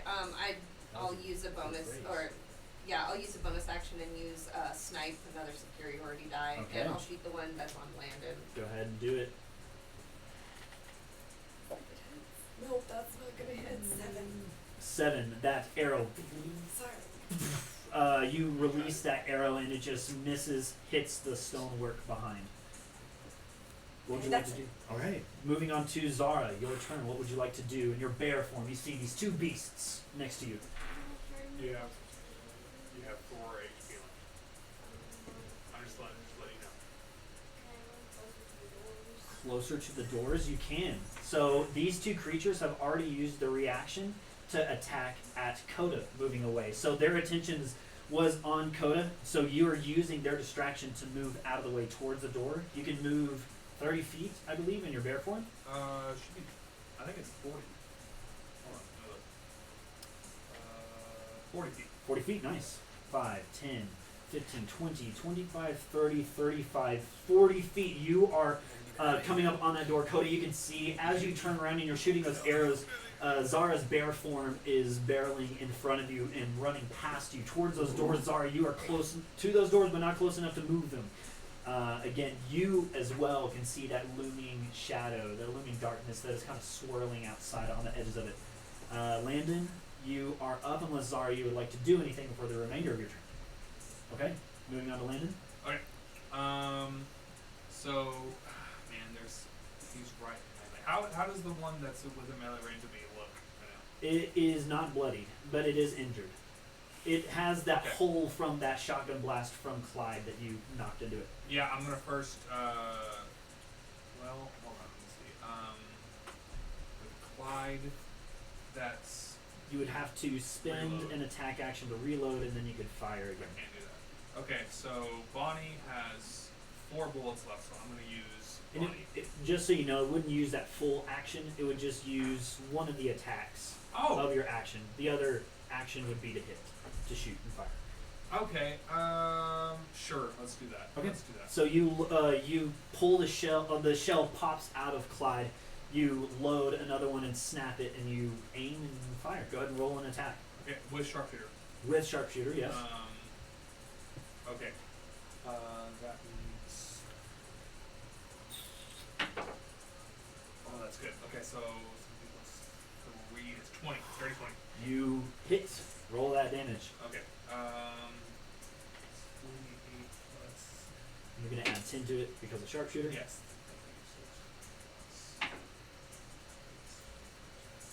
Man, I'm rolling really good with these. 20 plus 3 is 23. 33 points of damage. Nice. That's a good roll. I rolled really good with this. Wait.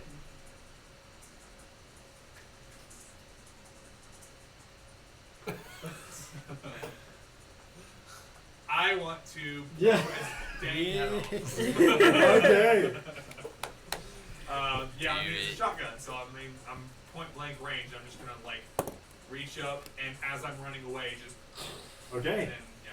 Nice. So as you are running away, that's the mouth of the creature is lunging towards you. Your arm almost goes. It does go inside of the mouth, and before it is able to clamp down, you pull the trigger, and that there's just a muffled inside of it. And Yes. you can see that the esophagus of this creature just explodes. There's a huge smattering of guts and debris that fly up and around the creature, and it's almost as if you have this armlet, this bracelet around you, and it sloughs off of your arm. There's just this ichor, this bile and slime all up and down your arm. As you're trying to slough it off of your arm, you run towards the door. Okay, I'm gonna use bonus action for second wind. Okay. So I gain back 14 points of health. And, All right. which helps a lot. And I'm gonna whistle at Fox as I run, and I'm gonna go all the way as far as I can.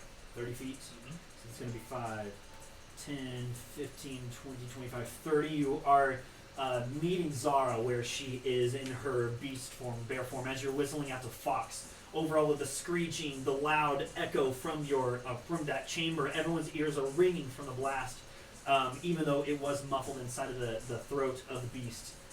That is the end of your turn. We are now moving on to the... unless you would like to do anything for the remainder of your turn. I don't have anything else I can do. I'm good. Okay. There is another creature that is coming out from that tunnel towards the east. As the walls are shaking and rumbling, the entire cave itself is starting to rumble. There is another beast that is coming out of this opening towards the north. No. The two creatures that made their escape away from Coda and from Zara, they turn around and see their prey. One of them heads towards Coda, the other one is heading towards Orin. The one towards the south is going first, and it makes an attack at Coda. Rolls a natural 20 for the first roll, and it rolls a 22 for the second attack. It is...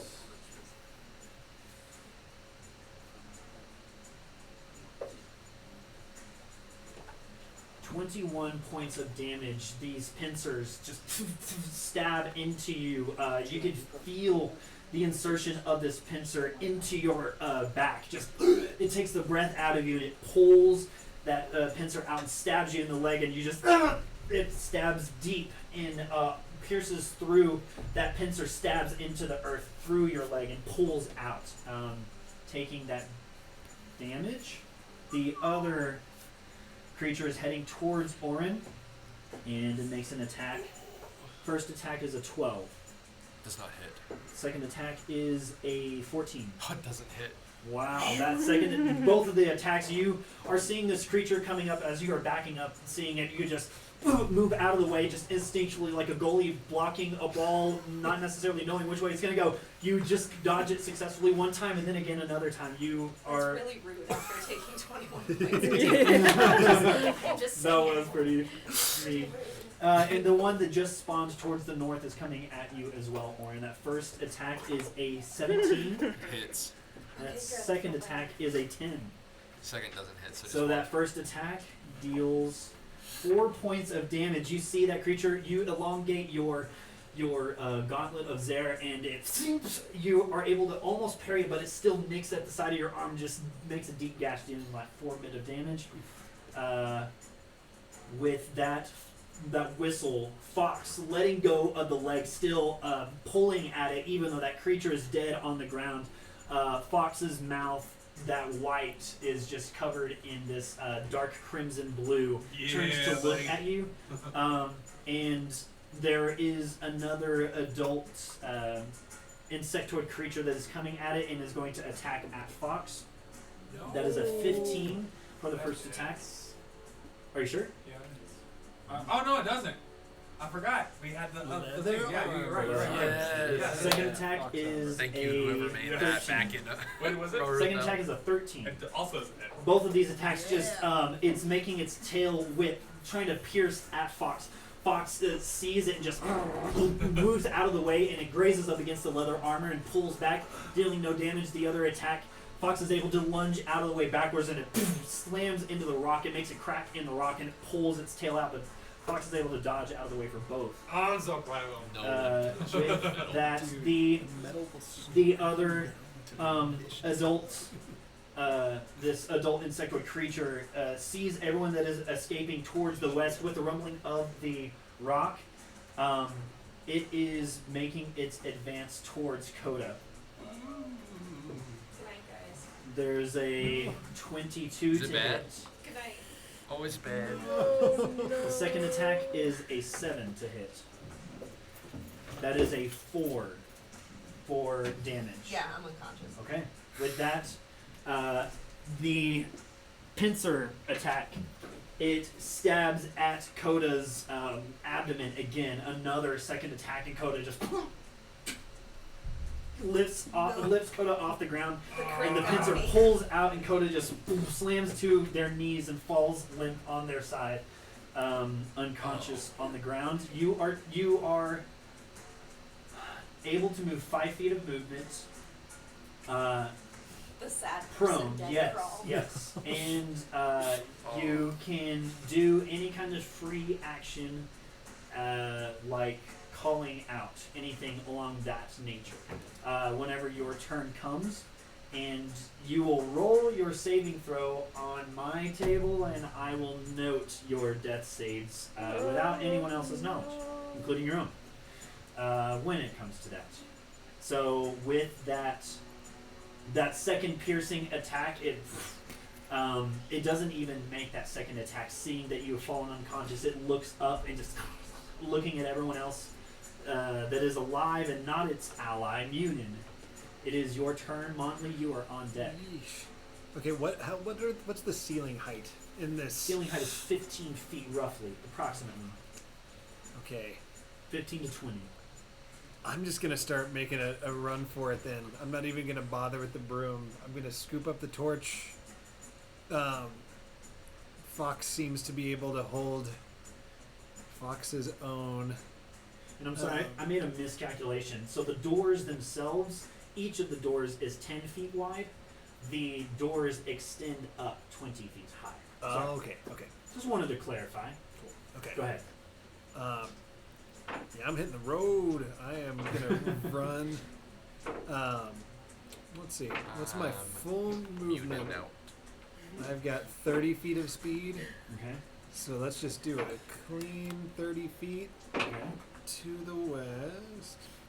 5, 10, 15, 20, 25, 30. Okay. I can still attack though too, right? You can. You still have your action. Whew. Okay. Wait, you didn't spend your action to do anything currently, correct? Like potion, attack, nothing like that, right? No, I didn't. Okay. Ooh. You can Should I? I know that's. Oh man, I don't. I That's don't your just want to call, leave. man. I don't want to leave Fox in the lurch. Oh. What do? You have 10 seconds.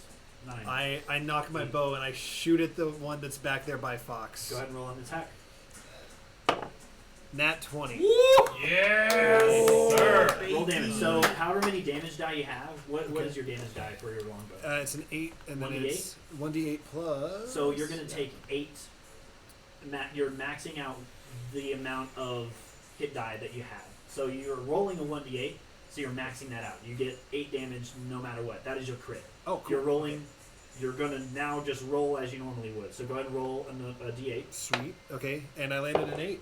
Oh It's my 16, gosh. and then add your attack modifier onto that. Cool. So that's, let's see, plus. attack modifier. Just Or the whatever the damage attack modifier. modifier is, the +3, +2. Okay, so plus +4. 1. So +1 on top of that. So 17 points of damage with that critical hit. Okay, and then also was that or that? No, that guy was brand new. Huh?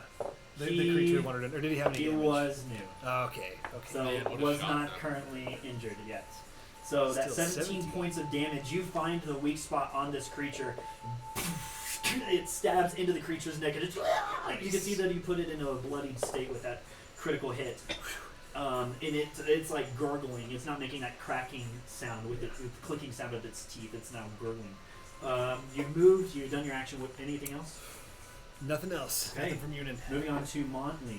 No, Monley. I'm gonna do magic missile, just one for each of these 4. Okay. And So you're that's just- doing it a second level? Yeah. Great. Go ahead and so I looked this up, and I believe your one magic missile attack roll counts for the damage. Counts for all of the damage for all of the magic missiles. the damage counts. So I rolled a hit for each, but the damage just once. No, you don't roll the hit Magic at all. missile You're hits hit automatically. instantaneously. Ah. It's almost like shooting a fireball. Your fireball damages all of them the same amount of damage. It's the same with the magic missile. Even though you're shooting 4, they all hit simultaneously. But all of them deal whatever damage roll you roll for 1 Sweet. d4. That's the beauty of magic missile and arrow missiles. It's 1d4 though, so it's really not a lot. Okay. But that's 5 damage to each of them. 5 damage. You Yeah. maxed it out for all. So that's the beauty of magic missile. If you roll high, you get high Yeah. for all of them instead of kind of doing high here, low there. So 5 points of damage to all of these creatures. You just fan your hand out and mutter that vocal and use the somatic movement of your hand. Just all of them hit for that 5 points of damage. Each of them move back from the impact. Just within their 5-foot space. Anything else you want to do with the remainder of your turn? Let me go up to the door. Is the door open? The door is not open. It is currently Is it an closed. action to open the door? It would not. I would allow that as a free action. I'm just gonna open that door Okay. and let everyone run through it, but I'm not going through yet. Okay. So you go to the door. You pull on you grab the knocker, and it is pretty heavy in your hand. You pull on it, and it doesn't move. You push on it, and it is starting to open up. You can feel the cool air starting to waft from the inside of this area. It is dark beyond the interior of this door as you're pushing it. The light from the torch that is sputtering at the end of the cave is not reaching the darkness of this open door. But you can see tiled floor, large swaths of tile. They are maybe 10 feet in length and width. And even beyond that, you can see with using your dark vision in grays and blacks, you can see that there are 2 pillars that are rising high up into a darkness. And then there are walls to your right and left, to the north and south, that are maybe about 30 to 40 feet away from you on either side. As you're opening up this door, you can see all of this. You still have, I believe, 10 feet of movement left. I'm not going in. Okay. You open the door, and everyone can feel the change in temperature as the rocks are crumbling on the walls and the ceiling in this room in here. Fox's turn is now here, unless you would like to do anything for the remainder of your turn long. Okay. Fox, you're up. Fox, how does the remaining beast look? That beast looks as though it has just been placed into a bloodied state, but it doesn't look like it is close to death. He's gonna go ahead and bite again. Okay. Go ahead and roll for an attack. 19. A 19. Go ahead and roll for damage. You hit.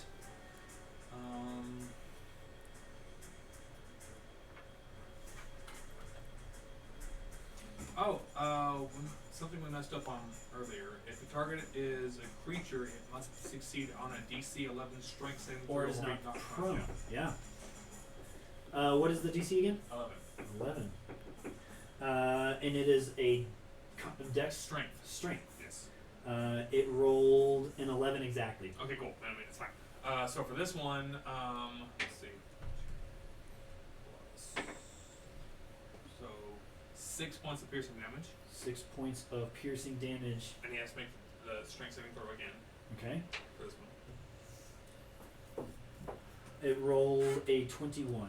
That's fine. Alright.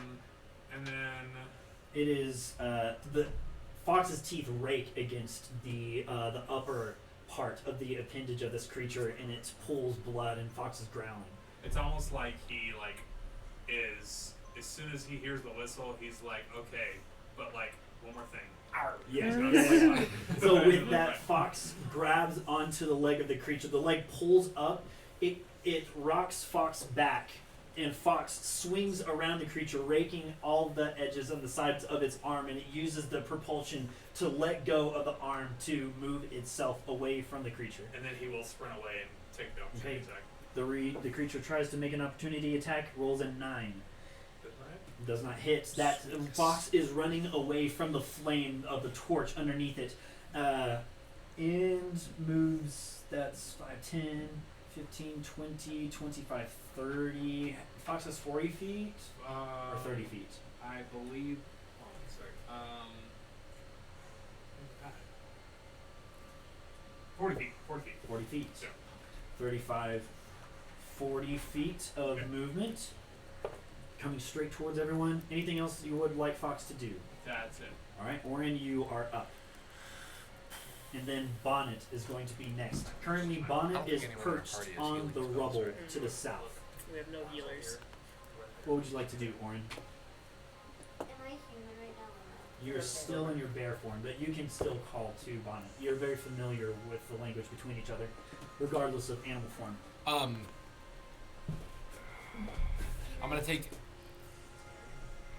gonna take the disengage action Okay?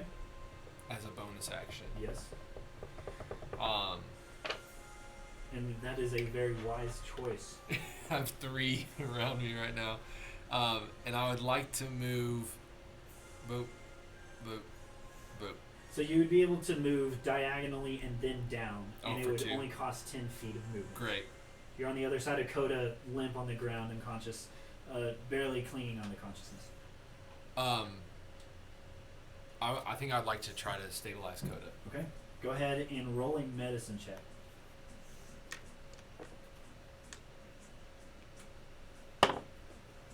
It's a 21. You succeed. You go to Coda's wounds, and you can see that blood is pooling around Coda's midsection. You place your hand up against that, and you can feel that there's warmth that is starting to emanate from between your hands, between your fingers.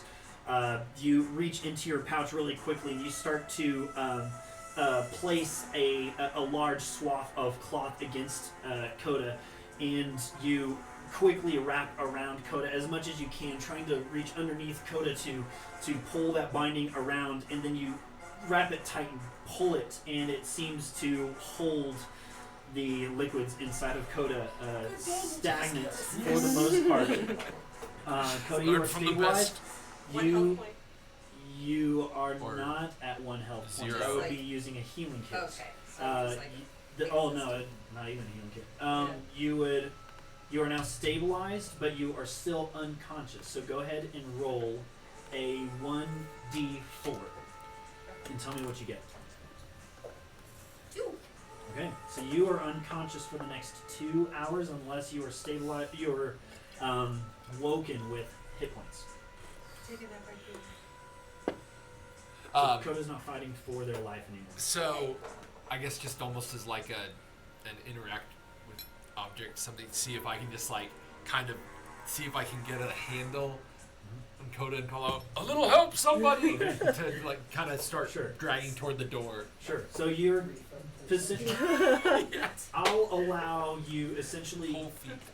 holding a help action for whomever is coming to Okay. help you. I'll allow that. Okay. I used 10 feet of movement to get there. I mean, can I drag Coda at all?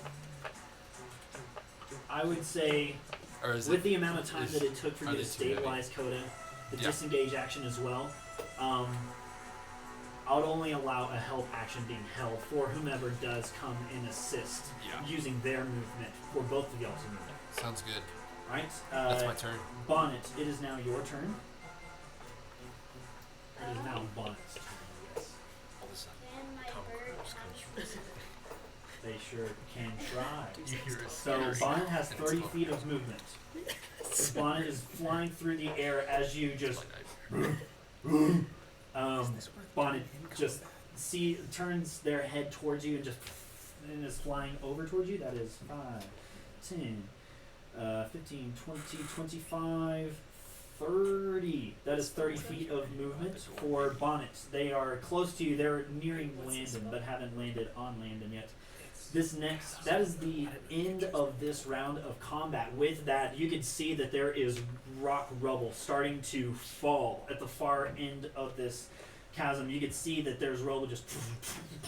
This insect creature sees the rubble that is starting to pile up behind it, and it is turning to see if it can run away. And it just gets slammed down onto the ground. Its body disappears from behind the rubble. You can see that the rock from the ceiling and the walls of this cave have made it to this point right here. It is now closing off this section entirely.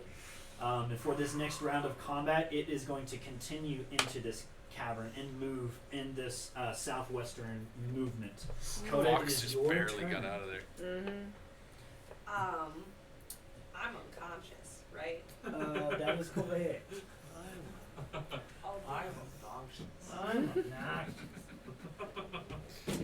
I'll do the sad person death crawl. Okay. If, Sad person death crawl. yeah. Come on, Orin. Kicking Wolf. Sad So person death crawl's one of my favorite. I'll allow you, both you and Orin to move away, but you would provoke opportunity attack on both of these insect creatures that are next to you. Do you want to take the chance? No, I'll just lay there. Okay. So you're looking down up at both of those creatures that are towering above both you and Orin, as the cave off in the distance is just starting to fall off in the distance. Zara, in your bear form, what would you like to do? Are the double doors open? One of them is. Motley has moved it open. Can I hop inside? You definitely can. You move to Motley, and you see that the door is open. You move past Motley into this now cold room. You can see that there is a swirl of dark mist that is creating a translucent pier into the floor below that is tiled, and that the coldness of the floor it feels strange on your paws as you move into this room. It is colder than even the cave that you just came from. What would you like to do beyond that? Could I turn back into You do.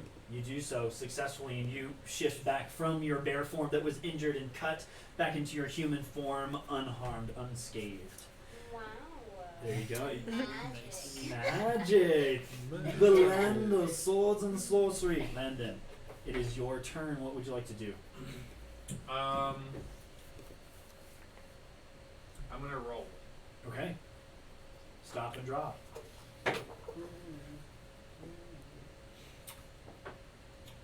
He's going to sprint towards Coda Okay.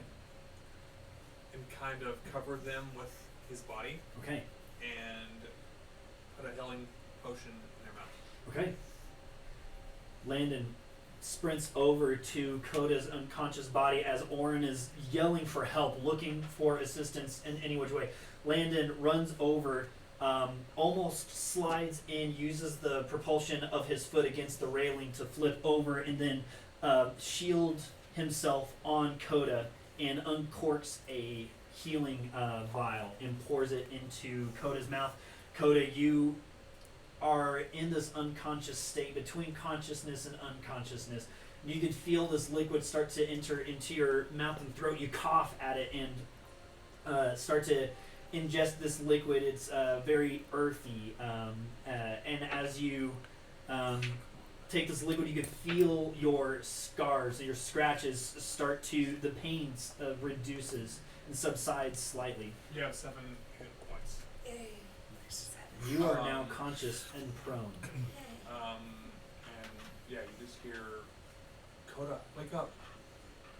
And then that's Okay. It's on you. As all of the rubble and rock is falling around each of you, so that is like feeding someone a potion of healing is an action, right? that is an action. Yes. Yeah, that's my turn. Okay. Both you and Coda are prone on the ground in front of Orin. Orin, almost trying to have his arm underneath Coda. It kind of slips out from your arm with the impact of landing on Coda's body. The insect creatures are now up. Mune and you will be following after these turns. The If I'm not dead. so with the disappearance of all of these creatures, towards the far east, one of the insect creatures advances on Orin and tries to make an attack. That is a 24 to hit, That hits. and that was a 13 to hit. Second one does not hit. Okay, the first one, that attack deals 8 points of damage. It slices at you as you're looking for help. Coda falling out of your hand, it's making a slice at you. Another insect creature is advancing on Orin as well. That is a 17 to hit. That hits. That is a 7 to hit. Second one doesn't. Okay. It's that second hit. They're just really good at Fool me seeing- once. Fool me once. That is 5 points of slashing damage to you from that second creature. This creature that is near Coda, seeing that Coda is being revived and is now conscious, is making 2 piercing attacks towards Coda with advantage because Coda is prone. That is a that's a 13 to hit. It doesn't. Okay. That is a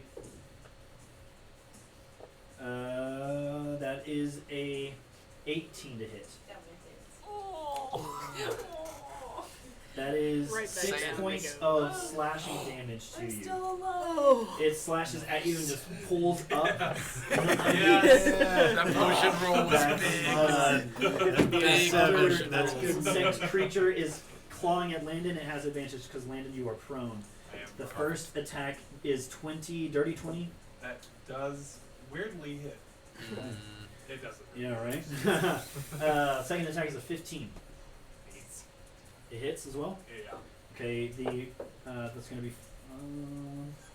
it's gonna be 13 points of damage as it's both of these stab into you. Yes, 13 points of damage total. Okay, I'm still good. Okay, and the cavern is starting to close. Just the turn now goes to Munin. All right. In a moment of like, did I unplug my curling iron. I realize that I've left the torch, like, What's a curling iron? yeah, no, that's, it's just that concept. Like, he ran away, Yeah. and he's like, oh, wait, the thing that I'm definitely going to need is, like, still, back behind me. Yes, so the light, Boulders are the light from it, the boulders that have fallen down on it, there's still a bit of light that is cast upon the floor for you to be able to see maybe about 15 feet out in front of you. And you can see shifting shadows of all of these creatures off in the far distance towards your southwest. Oh. Okay. I'm gonna. Do I blindly run? Do I blindly run into the darkness, seeking only escape from this? Yeah, I do. I'm gonna totally go for it. I'm gonna do okay. Are you just normal movement or are you dashing? Normal movement. Normal Just movement. into the dark. Into the dark. I need you to roll a. There's some real oral stuff. I need you to roll an acrobatics check. Okay. I think I have good acrobatics. We're about to find out. We are. How about a 16 plus 4? Dirty 20. A dirty 20. You are moving through the fray. Where is it that you are intending to go? Just go ahead and hold down the X button Okay. and hover over the spot where you want to leave. I am aiming for. So I hear all the noise and whatnot from here. Okay. Can I see? Is there any light permeating from when that door, where the door opened? You or do not see any light that is coming from any kind of door. Okay. Am I a? Do I have enough feels to feel the cold breeze that? Using your senses, go ahead and make a perception check. Okay. Ooh, How about a 7 plus 6? Okay. Fine feather Okay. fan. How about 13? 13? You going into the dark, you just get a flash, a glimpse of everything. You make a snapshot image the same way that you do with sounds vocally from humanoid figures. Okay.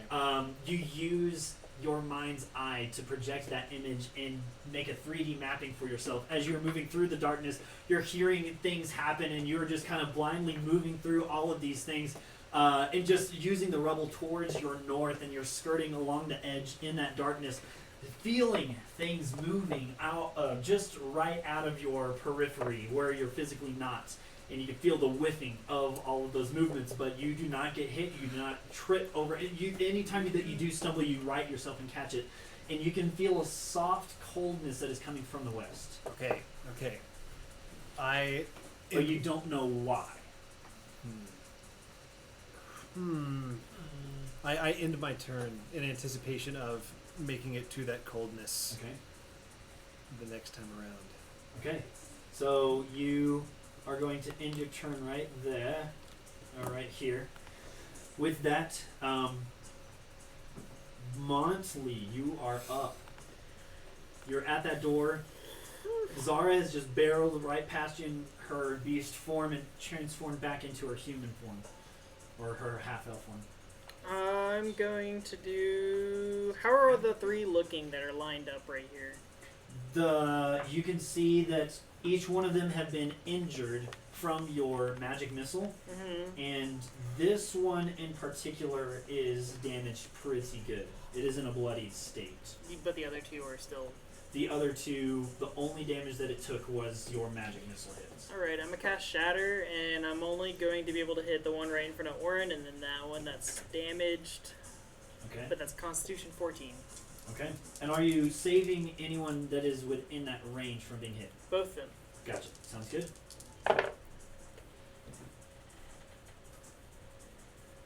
It's 11 damage. 11 points of damage, and they are having to roll a saving throw of what? Constitution 14. 14. That is a nat 20 on the first one. Oh my gosh. That is a 15 on the second one. What Both of them save. What are you going to do this? 6. 6 points of damage for each of these creatures. With that, the sound, the impact of the shatter, Orin and Coda, that sound almost seems muffled and dulled around you as you snap that stone in a perfect position. You crack it and throw it, and it just shatters around them, and it's a loud shattering sound. dealing that short bit of damage. Both of them seem to recall hearing that from the tunnel's depths and try to shield themselves from the impact of the damage. Anything else you would like to do on your turn, movement or otherwise? I'm just gonna stay here. Okay. Keep the door open. All right. Fox's turn. Fox And is then Spoilers. Orin is following Fox. Fox is all the going to feels. see both Landon and Dakota in danger, Okay. and he's going to attack the closest bug next to him. Okay. Fox is going to attack the one closest to him. Yeah? Yeah. Okay, go ahead and roll for an attack. Okay. Does Fox have dark vision? That's a great question. I don't actually know. I'm looking and I don't see anything that says dark vision. But I mean, he is a wolf, I don't see anything that says that he has. right? I don't know. Let me see. 1 second. He has advantage on wisdom checks that require hearing or smell. What are these? Not that that helps in a situation, but it's there. They're Vision. I don't see any kind of dark vision. love it. So probably not. So assured. a little torch. So probably not. That's So right. he disadvantage. Okay. Fox is using their own senses. Uh-huh. I would say because Fox has keen smell, Yeah. they can use that to their advantage. But Fox would need to roll a perception check with advantage to see if they roll a normal attack. He actually gets advantage on wisdom on perception checks anyway. Yeah. So roll that. To see if Fox rolls normally or rolls with disadvantage. He rolled a 13 plus. What is that? Perception is wisdom. Perception is +3 for Fox. So Then he rolled a 16. 16. Fox is rolling without any kind of disadvantage. Go ahead and roll for an attack normally. Perfect. Okay. Come on, not great. I shouldn't have kissed it. 11 to hit. Fox, using its smell, reaches out for the creature but just misses. Okay. He will.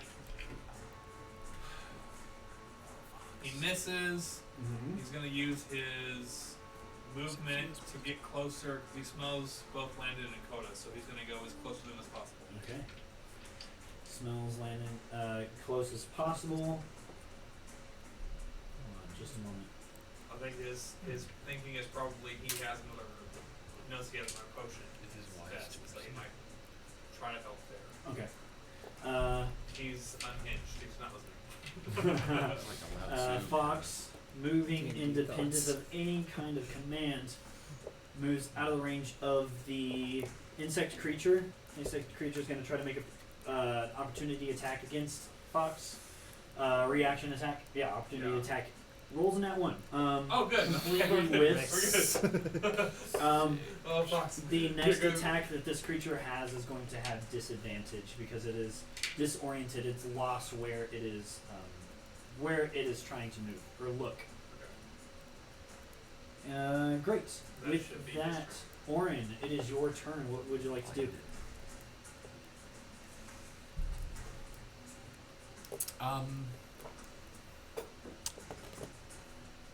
Would love to disengage Okay. and run through the back door. Okay. Go ahead and you do so successfully.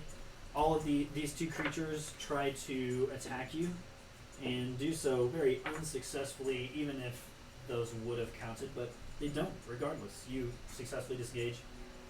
All right, I go around like kind of through in Through between it. Motley and then stop at the door, kind of helping to prop it open Okay. with Motley. Gotcha. You do so successfully disengaging. And then Bonnet is still flying towards Zara, yes? Yes. So that is 5, 10, 15, 20, 25, 30. Gets to Zara, flutters through the door, and lands on your shoulder as Zara, you are righting yourself and turning around. Flitters onto your shoulder. You're surprised and delighted to see that Bonnet's there.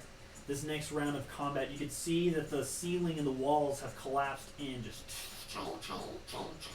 they have landed. They are right behind these creatures for the duration of your next move. They will continue moving in that same direction as your move happens. So imagine with 10 feet of movement, that means that wall of stone is moving 5 feet towards you. Another 10 feet of movement, that wall of stone is moving another 5 feet, and another 5. So every 5 feet of movement on your turn. So Okay. that'll happen for everyone's turn. It'll start at one place, 10, 20, 30 feet of movement, it moves 15 feet. And then for another person's turn, 10, 20, 30 feet, it'll move again. So wherever your person is at the end of that 10, 20, 30, that is where the wall will be. Wall of stone that is falling. Okay, so with that, I'm just going to create visual representation so it's easier to understand. That wall of stone is right here. Does that make sense to everyone? Whoops. There we go. Okay, now, starting around 5, walls and everything crumbling around you, Coda. I would like to stand up, You do and spend half of your movement doing so. and then I would like to disengage and run away. You do so successfully, and you have 15 feet of movement Towards the door. towards the door, disengaging 5, 10, 15 feet of movement. That makes the wall end. The wall is going to. I'll show where the wall ends. How about that? So the wall ends. The wall, the rubble of stone that is moving into this room ends at the second position. So yeah, that is Coda, the end of Coda's turn. Zara, your turn is next. You're on the inside of that room. What are you wanting to do? Okay. What I want to do is. Okay. Where is she? Oh, you're in there. You're already going. Yes. I Zara don't is safe and sound. Just go You're like, nah, forget you fools, we're done. Run away to fight another day. I'm gonna attack them. Okay, with what? Ice knife. Another ice knife towards which one? Let's. The closest one. Yeah, close. Yeah, that one. The closest one. This one right here. Go ahead and roll an attack.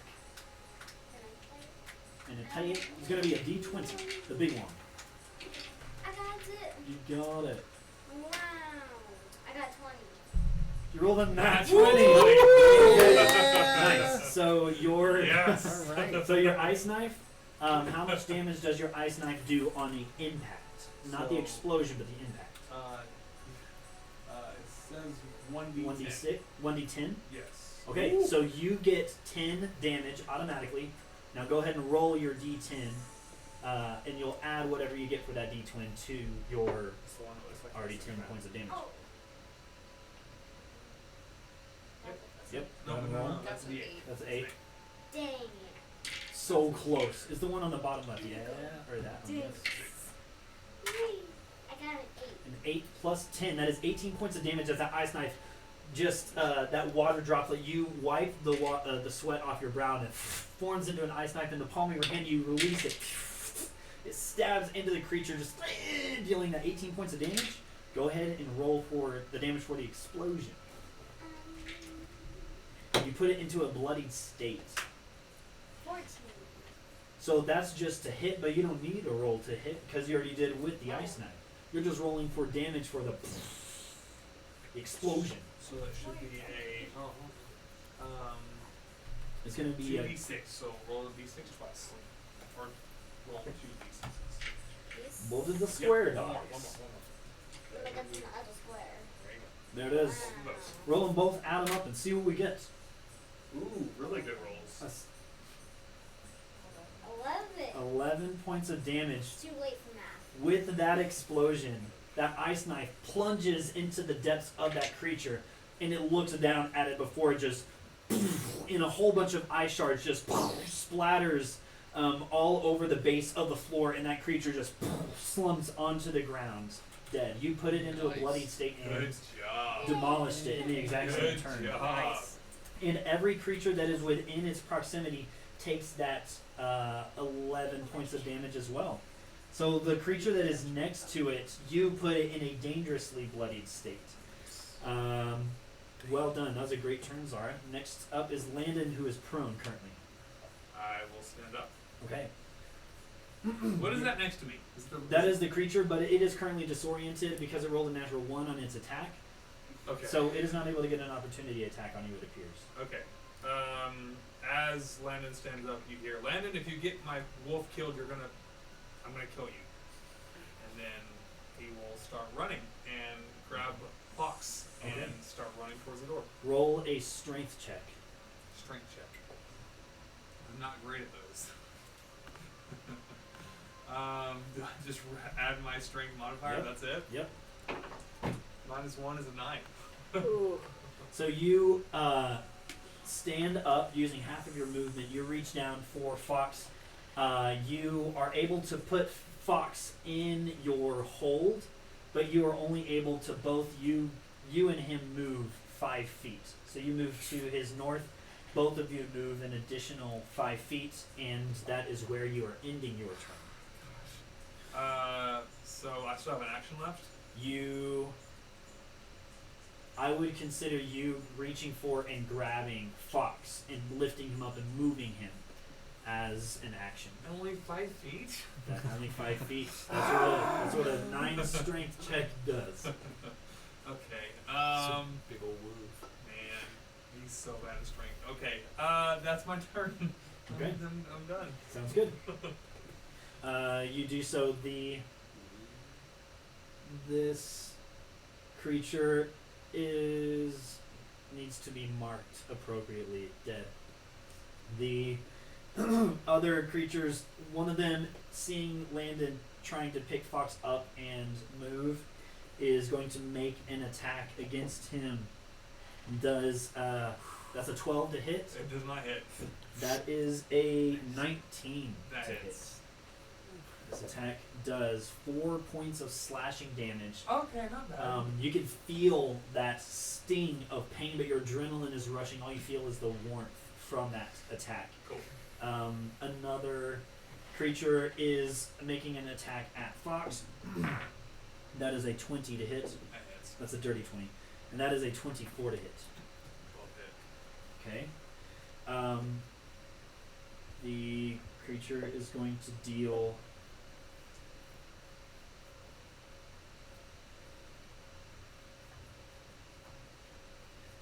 17 points of slashing damage to Fox. That both of those slashes happen on Fox. He's still okay. I thought everyone watching was going to hate me. He's okay. Glad He's okay. that everyone is okay. That other insectoid creature that is disoriented is going to try to figure out if he knows where he is and does not. The stone that is coming down as this creature is trying to look around to see where it is, just you hear a huge crunching sound with the piling of stone on top Satisfying. of it. Satisfying crunch happens to that creature. Turn order is moving on to Munin. Trusting my instincts. You're just running away from the cacophony of noise. Exactly. Yes. That's what seems right.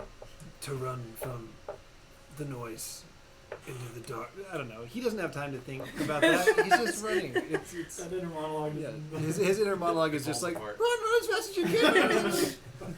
Okay. Yeah. So he's just gonna keep follow. Yeah. Yep. Make a acrobatics check. Here we go. How about a 5 plus 6, maybe? 11. Acrobatics? Oh, no, 4. 9. So 9. You bump into someone and you fall over them, and you fall onto a very slick and it's a even surfaced floor, but you fall prone onto that even surfaced floor, and that is where you are now. Currently, you've moved, you believe, about 10 feet, Okay. or maybe 15 feet, but you're prone. Okay. What would you like to do for the remainder of your turn in the darkness that you're in? I would like to sigh, and then wait. If I'm prone, I can't use the rest. Well, if I move 10 feet, can I You use move half 15 my feet. You movement can to- use half your feet to half your movement to stand, but that would be the end of your movement for your turn. That's what I'll go ahead and Okay. do. I'll stand. You pick yourself up. You do like a roll, and then you just like right yourself up to where you're now standing and no longer prone. Okay. Anything else for your turn? Nothing else. Okay. Nothing else. Okay. For that, Montley, it is your turn. I'm gonna take a little vial of acid out, and I'm going to cast Acid Splash on the 2 that are right there that are not dead. Nice.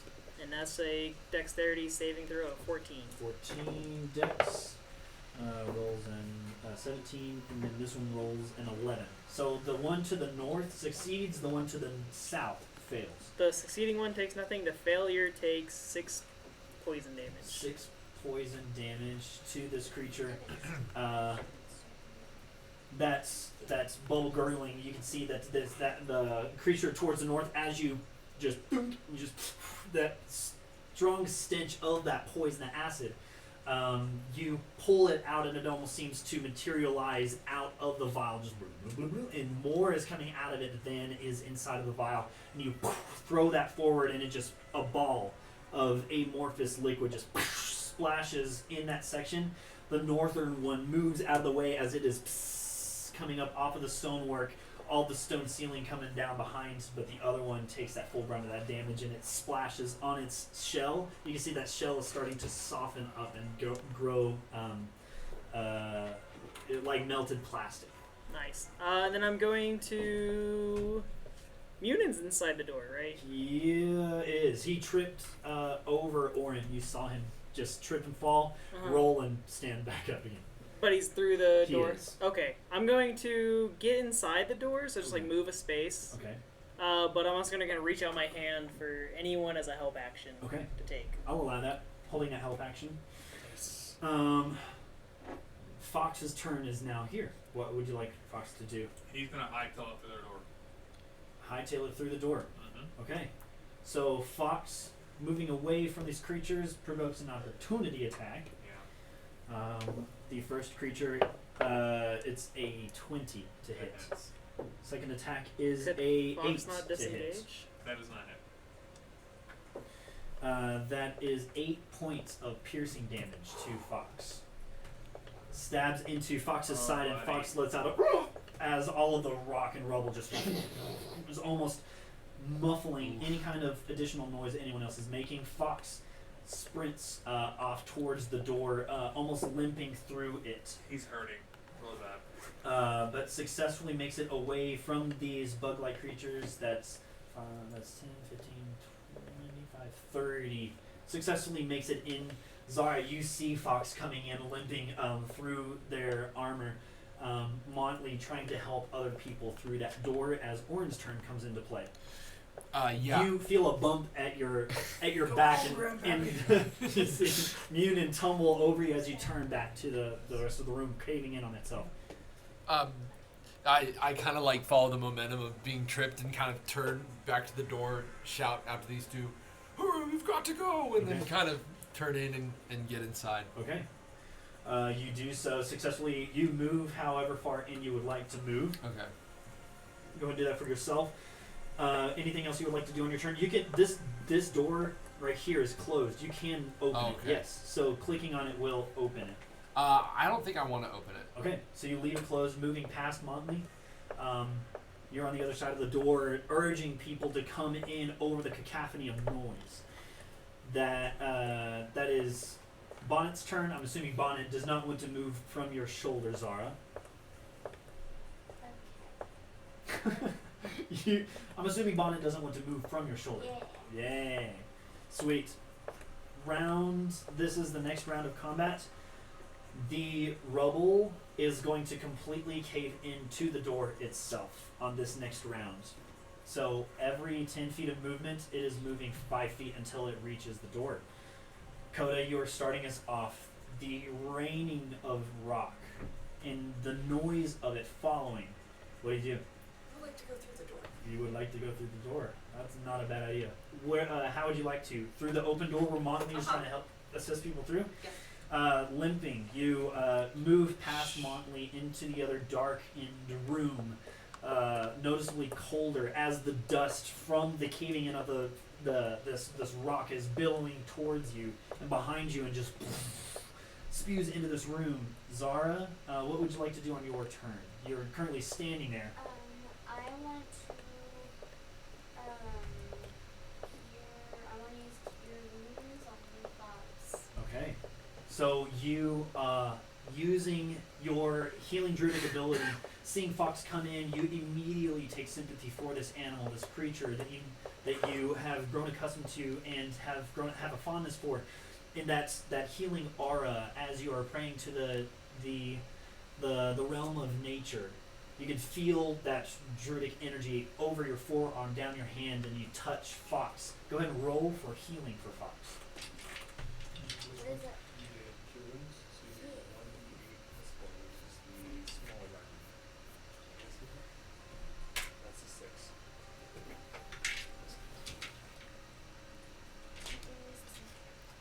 Yeah, that's it. So 4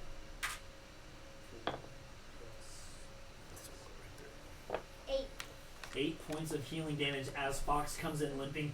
You kneel down and you are holding his neck, and you're running your fingers through his matted fur that are clumped in places where there is the injured sections of this wolf. As that energy enters into Wolf, you can see Wolf's eyes.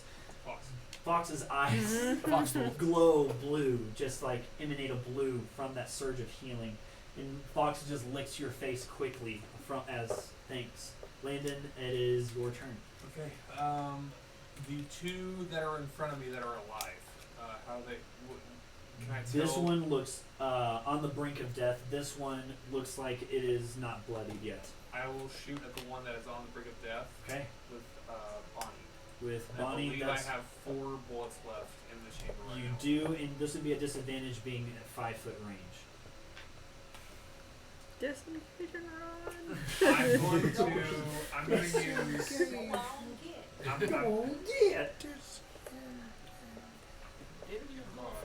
I'm, I'm gonna use a grit point to do Deadeye shot, which gives me advantage, so that should cancel it out. Okay. Is that for both attacks, or is that just for one? That would be for one attack.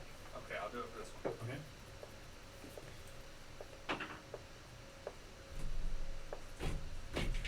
That doesn't hit. 4 plus 8, so 12. The rumbling of the ground beneath you, you're trying to take aim. This creature is also moving and swaying as well. Its nimble limbs, almost like tree branches in front of you, aim and try to strike. It doesn't seem to land. We're gonna do the same thing again. Okay. The second shot. Sending another grit. That's cocked. Really cocked. Using a lucky. Huh? Yeah, go ahead. It was like it. Yeah, it's on the Yeah. That's 16 plus stuff. Plus 8 is 24. 24 does hit. Okay. 5 points of damage. Another lunge towards you. Your gun lets loose. That the ringing of that gun is familiar to you, but it's still it makes your ears ring. And from the ringing of that sound, it drowns out the cacophony of stone that is falling behind you, and it fires through that beast as it lands to your side. You're just covered in this ichor that has flown up. You're looking at the other beast that is to your southeast. What do you do? There's one left. Yes. I'm running through the door. Okay. It gets an 18 to hit. That hits.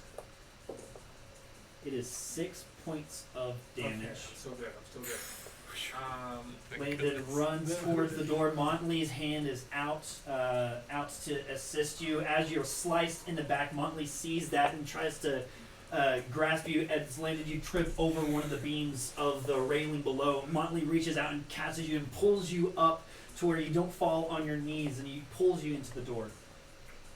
Landon, you're on the other side. This turn now goes to the. Slam the door on the beast's face. No, don't. It was Oh a my free action gosh. to shut the door, right? It was a free action to shut the door, right? Yeah.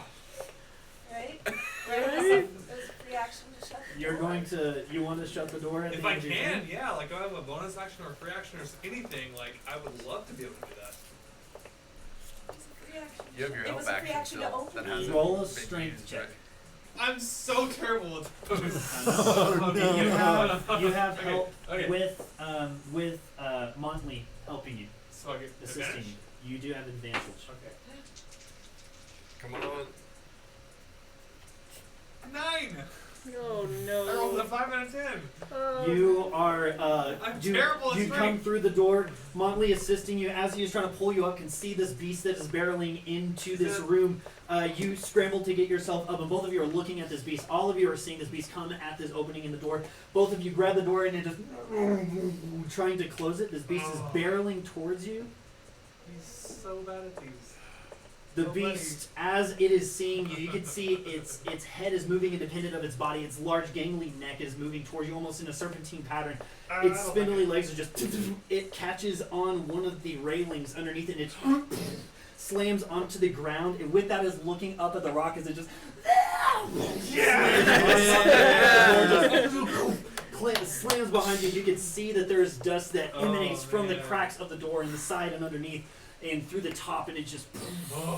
And you're like pushed up against the rock, and you can hear just the crumbling of muffled rock that is starting to settle on the other side. Just little tiny pebbles, just ting ting ting ting ting, hitting on the other side of the metal door itself.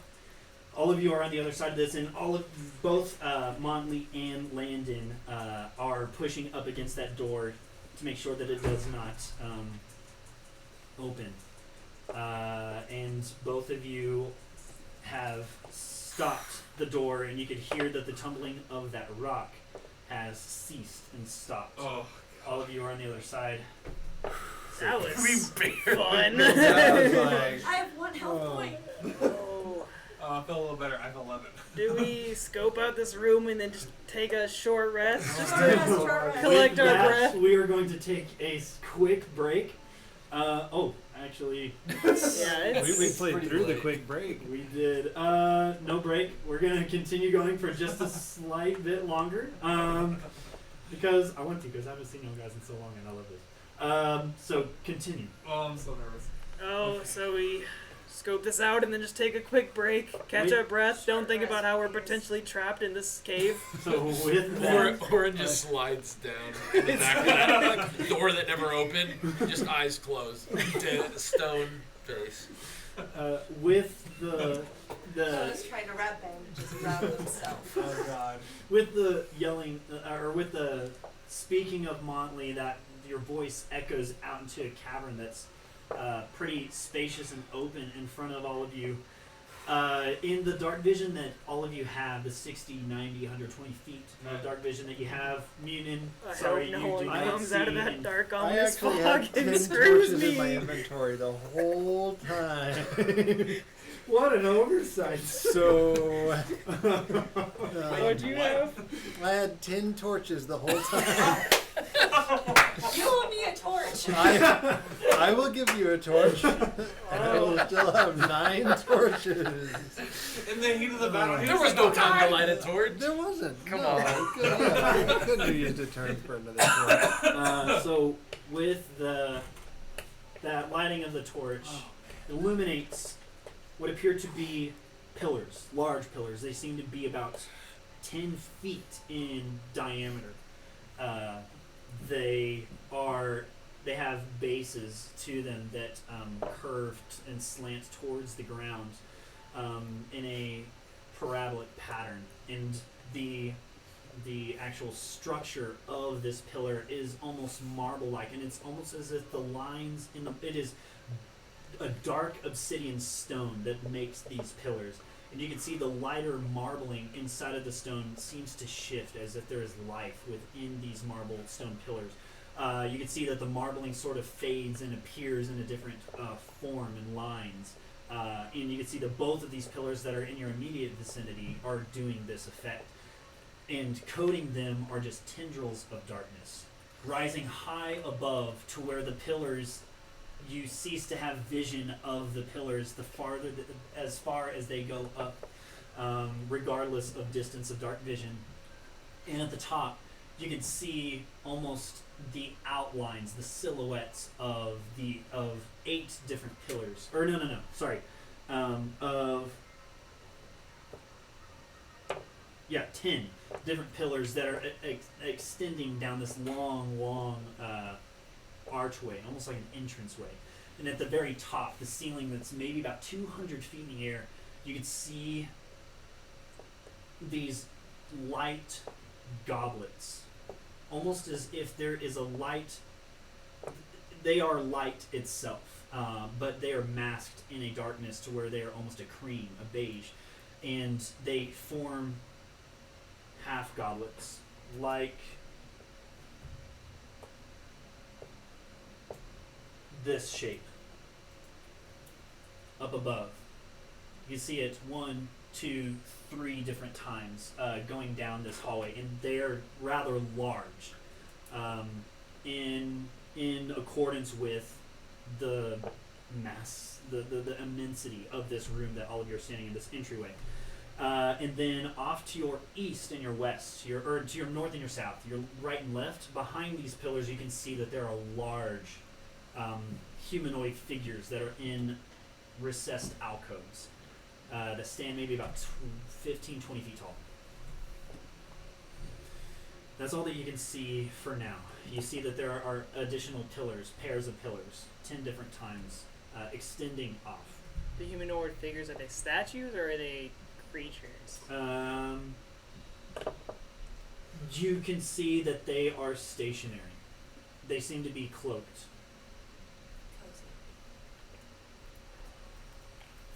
Well, I need a break. yeah, but do we take a break with these ominous figures and... Do we just want to say hello? Hi.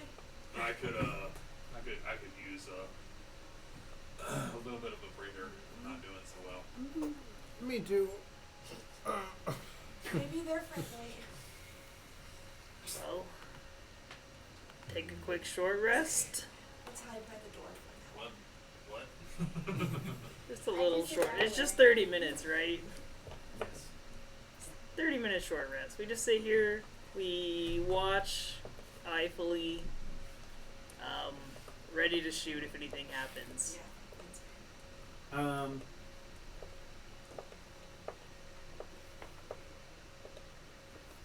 on.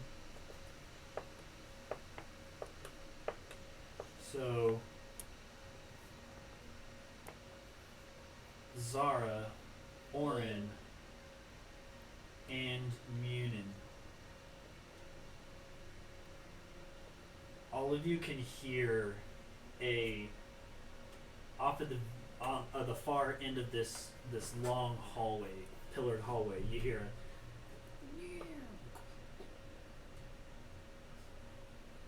a creaking and the closing of a latch. Great.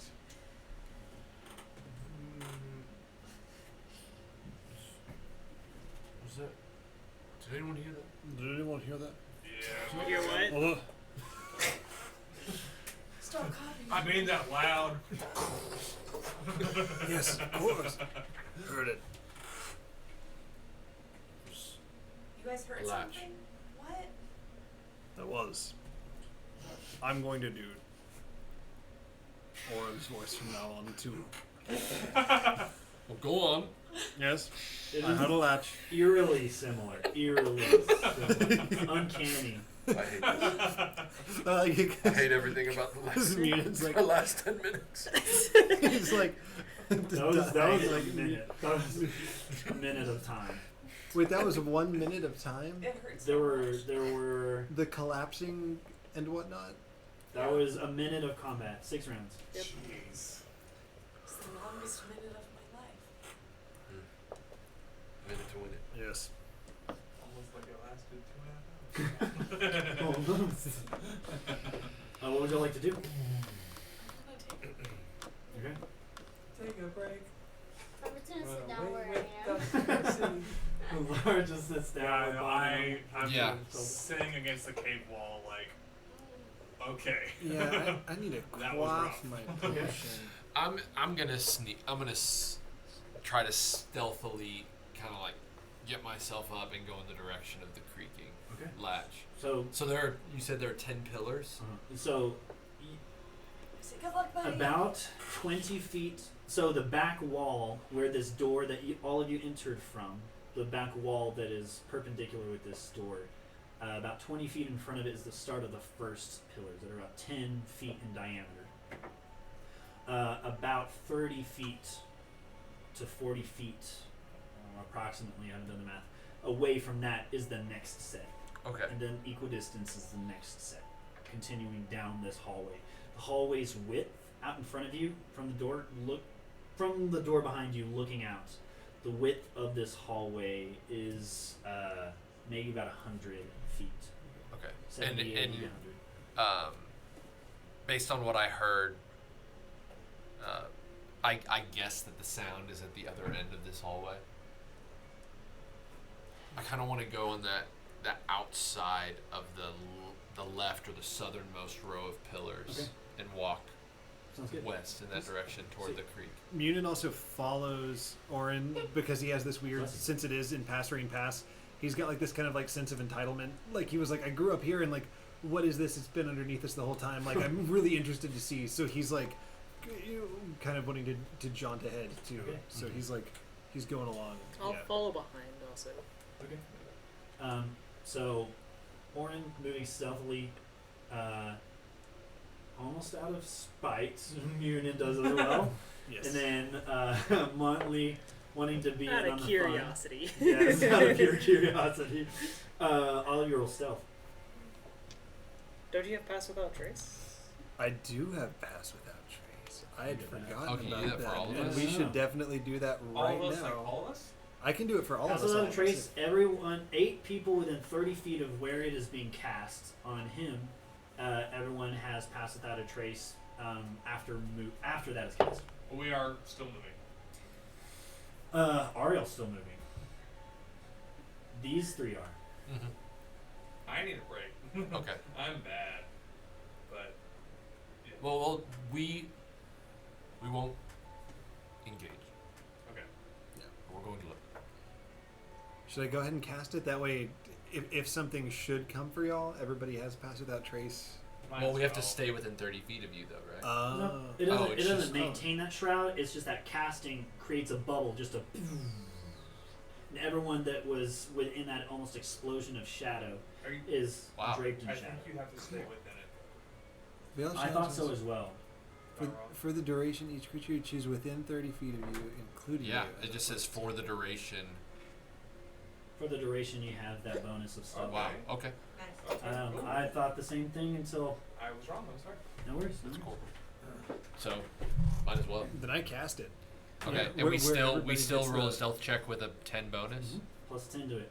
So, those that are stealthing, go ahead and add 10. Add your stealth and then 10. Not 20. So 30. Point was kind of moot there, So but you- it's like. And I guess that's it. Like, whoa, Munion's in our room with us. How did it. Where did he come from? Like, not even I know where he is. He's in a different campaign right now. Someone's like, who's this? This Kenku that's Whoa, coming wow. through the whole time. That's weird. Taking real life pulls off a mask. 23. 23 total? Yes. Okay. 15 total. 15 total. Okay. So, all of you seem to be successfully I stealthy. needed that Pass Without Moving Trace. through this room, all of you pretty close together, within 5 feet of one another. Go to that southernmost pillar towards the left, skirt around it, feel the smoothness of it. It's almost as if there's a layer of softness to it. It's like a moisture thick enough to be cotton, but it is dense and moist as you press up against it, but you can still feel the stone pillar underneath that softness. It's a very strange feeling. And you look towards your west, towards the left, and in that reclined or receding alcove area, this large statue stands at about 15 feet tall. You looking at you can see that the cowl is pulled pretty low, but it is still showing the features of this humanoid figure from the upper part of the chest across their neck and lower chin up to their right beneath their eyes is all that you can discern. And you could see that this is actually this statue is about 10 feet high, as opposed to the one on the other side, on the right hand side, which is taller, about 15 feet. So it's smaller in stature. But you can see that this is a dwarven humanoid that is in this cowl. And in their hand, they are holding a pair of smelter's tongs. Yeah, you continue along those pillars. You move past one of the pillars, going about 60 feet, 70, 80 feet. You get to that pillar. You move along to the next pillar, about another 70, 80 feet. And then as you're going to that third pillar, along the left-hand side, you can see another statue, a figure. And it is it appears to be a half-elf features that you can see, female. And you can see that they have a bow with an arrow nocked, pointed towards the ground. You're not noticing anything strange. You see that there are bits of spider webs that are arching from the pillar down onto the ground. You can see that there is maybe a good layer of dust that has kind of been moved long ago along the ground.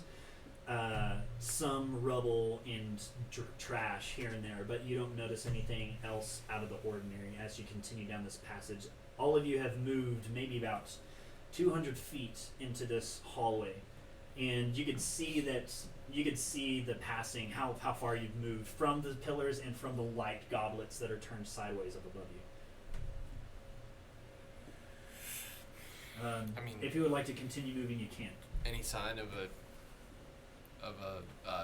trap door on the ground, or looking back at the back of the statue that we passed? Make a perception check. All of you can make one if you'd like. That's going to be a 17. Okay. And also, 17 as well. does Munin know the lore of Orsic's Folly? Okay. Can I roll history check or something? Yeah. Okay. Go for it. To see kind of like 19 plus 2, so 21. So you recall the legend of Orsic's Folly, in what you remember of it. You're well versed in it, knowing Setet being the one that caused the curse to happen. All of these figures appear familiar to you in the very little bit that you know of Setet. Okay. These appear to be maybe followers of Setet. Okay. I like whisper to them like, tread carefully. We are in a dark place. I think I know that. You're like, duh. It's pretty dark. No, but not like that. Like not like visually. Like You mean it's- like bug He creatures? doesn't have dark vision. Oh. No, like even more than that. Like the gods themselves have. Look, I'll explain it later. Just really kind of keep an eye out, okay? And Muted, just so you know, you have maybe about 10 feet of dim vision. Oh, okay. The light that is above, those goblets of light, kind of make an outline of like 3 different dark structures in the ceiling above, very far above. But the light does not reach, doesn't pass through the hanging mist and shadow that is beneath that light. Okay.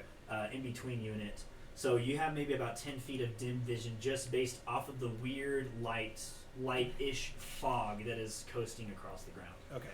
I don't want to light up one of the other torches yet. I want to just kind of stick with them because I'm not totally sure if we're being watched or not. Okay. Yeah. You coast another 10 feet and or another pillar into ahead. You see again on your left. You can see a half orc, male half orc humanoid figure, and you can see that they are in almost a fighting stance with their hands in a their hands limp in front of them, almost in a fighting style unfamiliar to you. Again, still nothing of make. Continue down the path, and then you off in the distance see a statue that has fallen on the ground. You can see spider webs have tendrilled off of its lower half. Lots of rubble spewed about in between the base of the upper half of the statue that's on the ground and the statue pillar that is still in the alcove. As you approach, you can see that the statue on the ground is still kind of cracked and broken, but you see that it is a drow, and you can see that that they have a weaponized claw on their hand. You know this from your history check. You know that this is Setet's right-hand man. This is Ekrit. Okay. And you see a door. You see the end of the hallway. Is it just a All of you do. wooden door? It is a metal door. It has the same exact ornamentation as the door at the other end of the hallway. Any sign of anyone that came through the door or anything? Roll a investigation check. Oh my gosh. 8. There are lots of footprints. You can't discern when they were made.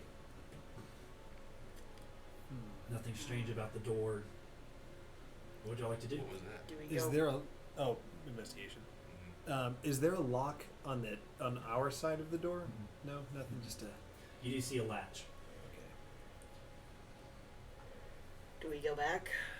We should probably tell them it's like, nothing too crazy's going on up here if we want to rest. I guess. Yeah. As long as we just have someone keep watch. Unless something terrible came through that door. Yeah. Well. Maybe. I'm still trying to take all this in. This is like it's like walking through a fairy tale. Like it's like this is the stuff that Kinkus kind of grow up learning about. It's sort of a big deal for me personally. I mean, I know it just seems like a big scary room, but like All of you there's hear relevant. a cackle on the other side of the door. Off in the distance, barely hearing that cackle happen underneath the opening, underneath the double doors that are in front of you, muffled from that metal door, thick in its make, but close enough to be heard. And with that, we're going to end for tonight. Wow, what a combat encounter! Oh, Not so bad. you do. So Crazy. with this short rest coming up, there is a level that is going to happen. So go ahead and we're going to do that level. Yeah, in the time between now and our next meet, you'll be up a level. And that is where we're going to end for tonight. Thank you all so much for hanging out with us a little bit longer than we typically end. We just wanted to get in a little bit more tonight just from our long hiatus. So thank you for bearing with us. Thank you for rolling with us. Wow, that was bad. And yeah, tune in next Monday for us to not run into any more technical or not really even technical, just like literally any kind of life things that may potentially happen. Yeah, tune in for that. Yay! Okay, thank you all so much for joining us. Bye. See y'all next time. Woo! Bye.